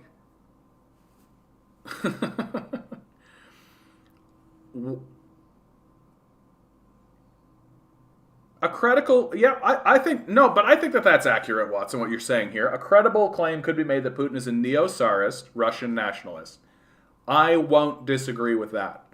I won't. And a lot of the heat that it comes from the people who are trying to make the connection between Nazism and Putin and Russia generally. They'll talk about the Sparta battalion is getting a lot of heat right now. The Wagner group is getting a lot of heat right now. And again, like, you're looking at like mercenary groups. And anytime I dig into this stuff, what you find is like right-wing groups and right-wing militias who are obviously militias and mercenary groups. I'm not trying to pretend like Putin is like a god or something, or like an angel or anything. Like, leaders of superpowers and leaders of countries use mercenary groups. It's like part of power politics. And are there Nazis within those groups? Undoubtedly. Like, undoubtedly. But they're not fundamentally integrated into the military, right? And there's just a sharp difference between, like, a right-wing militia mercenary group that gets used in certain circumstances as convenience, and literally, like, fucking Nazis in your military, right? Like a Nazi battalion. And I'm not trying to pretend, like, Putin has some right-wing ideologies, for sure. Like, his constant ongoing battle with Pussy Riot, for example. Like, if you want to get into the identity conversation when it comes to Putin and Russia generally, there's room to grow, let's say. Do you want to come up, buddy? Do you want to come up? Okay, you're coming up. Wow! Well, do you want to come up or not? Do you want to come up or not? Do you want to come up or not? Okay. Oh, you just want to play? This little guy. He's just a little scamp. Do you want to come up or not, buddy? Do you want to come up or not? What's the story? Do you want to come up? Okay. Dude! He's just playing. I promise. I promise. You're just playing, aren't you, buddy? You're just playing. He's literally wagging his little tail when I pick him up. He's just being a scamp. Yeah, like, it's important that we maintain, like, one of the things that I keep saying is that even though I am supporting, I do support Putin in this move into Ukraine because of the Donbass war. I think he's met the criteria for a just war, right? That doesn't mean that we shouldn't also critique him from other positions, right? Like, we shouldn't worship him, right? Like, he is old. Yeah, he is old. He'll be 11 this year. It's an old dog. And old for a pug, too. Pugs between 12 and 16. So, and I've noticed this last year, he's gotten old. He's gotten old quick. So, he's a good boy, though, and I love him a lot. And today's an exciting day for him because it's the first day that I have him back. Me and my ex, we trade him back and forth. Because he's a bit much, honestly. To like, take care of him just by myself is a bit much. And so we trade him back and forth. Yeah. Ukraine has all those Nazi collaborator monuments. Russia only has one in the entire country. I want to know more about that one. One of these days I'm going to do a dig deep on, like, what the fuck is up with that? Why is there one Nazi memorial in Russia? What's the story, Wishbone? Like, I want to know.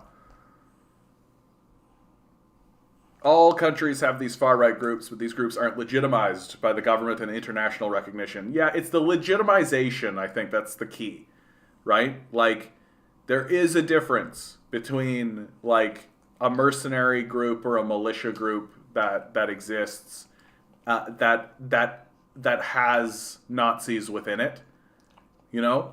And like, and it's even like I look at like the Wagner group or the Sparta battalion that they're talking about, and it's like these guys are not like explicitly neo-Nazis. Like they're not walking around, like they don't have a fucking website like Azov battalion does, you know?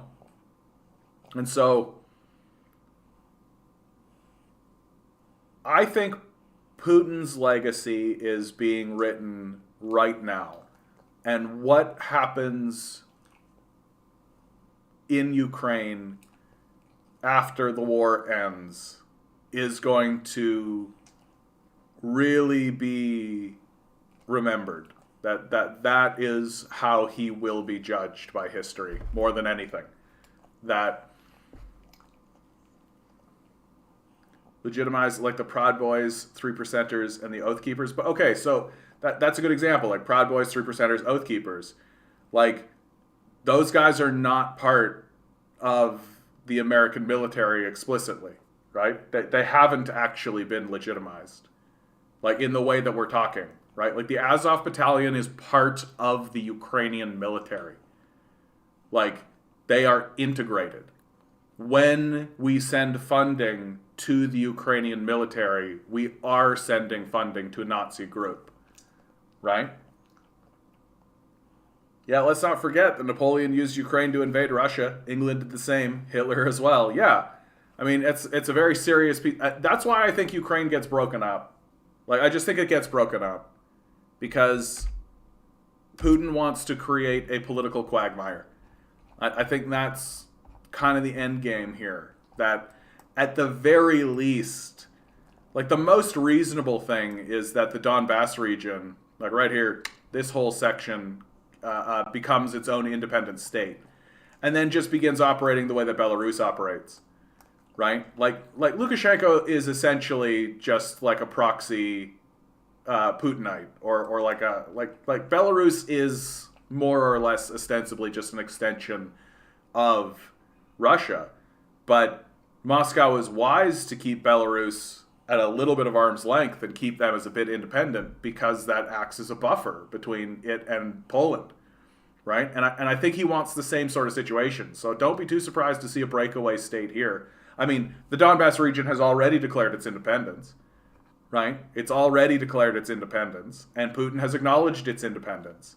So it's 100% the fact that this region is going to become its own independent section. No doubt. Like, and they'll hold their own elections, and they'll have their own leader, and they'll be their own thing. The question is, how much further is that breaking up going to go? And people have various opinions. There is various opinions about the degree to which this whole thing is going to break apart, right? Like, could they draw a line here and get Donbass so the new capital would be like Donetsk, right? Which I actually think would make a lot of sense given kind of the horror of what's gone on in this region. So you got Luhansk, Donetsk, and Mariupol, right? But then he could also like draw a line just like this and go like sure and carve out another section, something like this even, just like sure, right along like that. Create another buffer state, right? Leave Kiev on the other side of it. Or like a line down, like straight down like this, so it gets a piece of the river even, right? So just like again, this is just talking. Like I don't know, but like Putin wants his border. He wants the areas on his border to be pro-Russia. Like he wants them to be pro-Russia, or at least he wants them to be a series of smaller states so that it's a political quagmire. Right? Like, that's what I would want. Absolutely. And I think it would kind of be nuts to think that Putin should do anything else, frankly. The West keeps saying he's losing the war, saying they're... Yeah. Is there the other side story talks about the split? Honestly, like, this is what we're talking about when we're talking about the fog of war. Like, both sides have every reason to lie. Both sides have every reason to lie. There's no reason to believe any of them. The only thing that I really believe is boots on the ground, right? Like, because you're getting, like, eyewitness accounts. So what you're talking about there is, like, somebody like Patrick Lancaster, right? Ukrainian base destroyed, right? So if Patrick Lancaster, who 100,000 subscribers, he's jumping up, right? Because people are starting to Russia-Ukrainian war front, Russia's new territory, Ukrainian base destroyed, right? He's embedded with the Russians as they're moving around doing stuff, and he's reporting on the ground. And so when he talks, I'm like, yeah, okay, I'll buy that, because here's like eyewitness reporting, right?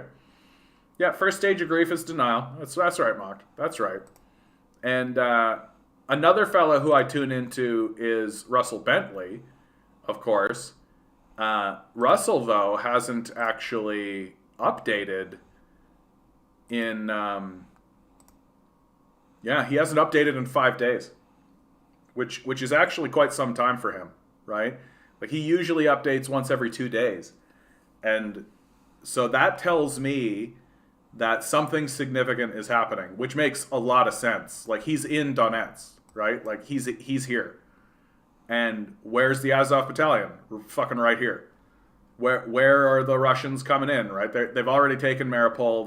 They've taken Luhansk, right? Like, they haven't really taken Donetsk from what I have heard, but this is where the majority of the fighting is actually going to take place, right? Like, right in this region here. The Nazis are here. Like, they're shelling Donetsk from here, and this is going to be this shit's going to get real. Shit's going to get fucking real, right in this territory. Like, and when the Russians start, like, I've been saying this whole time, they haven't done shock and awe. They haven't dropped bombs from jet fighters or anything on Kiev or Kharkov or anything like that, right? There's been no, like, major offensive.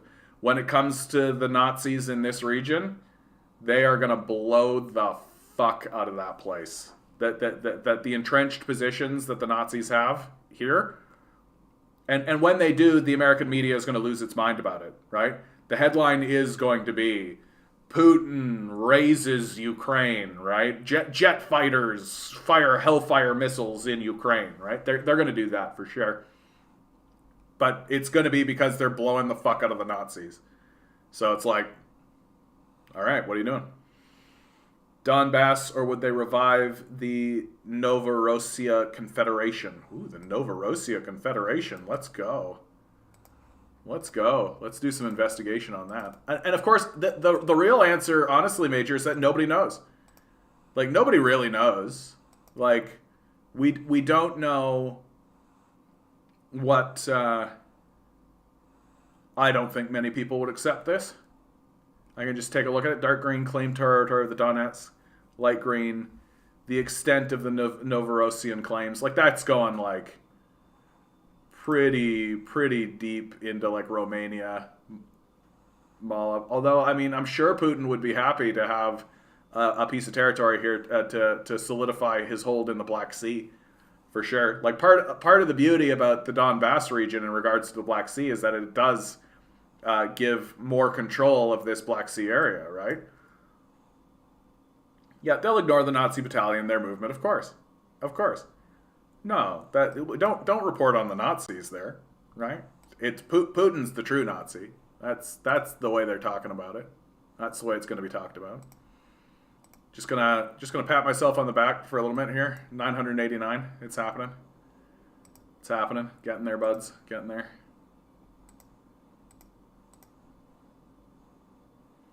Railroad workers in Canada Pacific vote overwhelmingly to authorize strike action.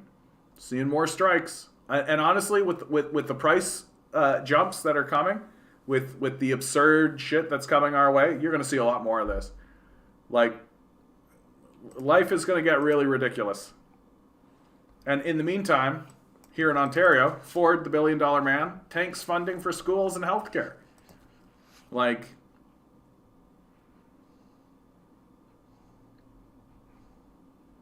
austerity, man. Yeah, CBC, CNN, BBC suspend reporting in Russia as journalists now at risk of jail, which I've always reported like, well, they weren't reporting anything useful anyway, so who cares? The Freedom Convoys taking to Highway 401, 402. I've been seeing that. I've been seeing an impact here. Do you read philosophy such as Nietzsche, Schopenhauer, Lacan, Baudrillard? I read a lot of that when I was in university. Haven't really gone back to most of it because I find a lot of it to be very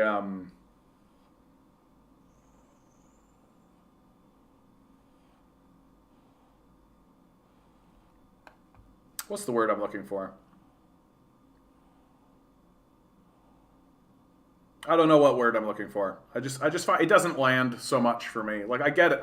Like I see where they're coming from, but in a lot of cases I'm like, I put it down and I'm just kind of like Nietzsche, for example. There was like a little part of me that always sort of believed that Nietzsche just needed to fucking get laid. Like the guy just like needed to lighten up a little bit. You know, like I get it. Like we're like life is absurd and like everything's kind of dry, sure, but like I don't know. I just like the world's and like Nietzsche especially. I felt like I call myself a secular theist, which drives people crazy, but it really does look like the philosophers really blow off of religion and the concept of us connected to larger like quantum systems, and they seem to view any investigation or any study on those lines as like an intellectual capitulation, which I just don't see it that way. I simply don't. Like, it makes sense that we are, like, here in the modern age, we have shown that there is a quantum energy. There's a singular quantum energy that we are all part of. I think it makes complete sense to ask a very basic question. Is it alive? And that kind of takes you into the theological works. People like Aquinas, Augustus, Sir Isaac Newton, right? Like who write on the nature of what they would describe as God. But like, I think that there are worthwhile questions to ask and to contemplate on if we are all a singular energy, right? Like, I think that there's meaningful stuff to plumb there that I can't really get into right now because we're at the end of the show. So if you want to talk more about that kind of stuff, Andrew, you come back and hit me earlier because I will. I'll talk at length about my position in the world. And yeah, Nietzsche was a nihilist. He's a big fan in fascist circles, along with Oswald. Yeah, Nietzsche warns against becoming the monsters you are fighting. Yeah, whoever fights monsters should see to it that the process he does not become a monster. Meaning you can't escape the evil by committing the evil. Yeah. And I really admire Nietzsche's struggle. Like, I really admire Nietzsche's struggle. But I feel like yeah, I mean, didn't the Nazi Party call Marxists nihilists? I mean, who cares what the Nazis think? Like, straight up. Oh, the guys who think that white people are supreme have an opinion about what Marxists think. I'm sorry, if you're going to capitulate your intellectual positioning so dramatically and overtly, then I don't think I need to take you too seriously about what you think. And calling Marxists nihilists is about as embarrassing as it gets. Like, Marxism is at base a hopeful ideology. Like it's like it believes that things can improve. Like at base, like why critique the system if not to improve it? Like and holding on to the belief that the system can be improved, right? Like that's like the opposite of nihilism. Like this. Yeah. All right, guys. We've reached the end of this one. It is bedtime for me. Come on back in tomorrow and let's have a chat about the theist and the philosophy and all that kind of stuff. We can have a lot of fun. I could do for that. I could do for a philosophy and theology day. That sounds fun. I have my positions and I love to talk about it. I've been talking about it my whole life. Always remember, guys, each and every one of you is a quantum being walking around in quantum energy. The billionaires are spending hundreds of billions of dollars in the vain hope that you'll never realize it and just stay the good little commodity that they need you to be. Rebel, revolt, repent. Good luck. We're going to need it.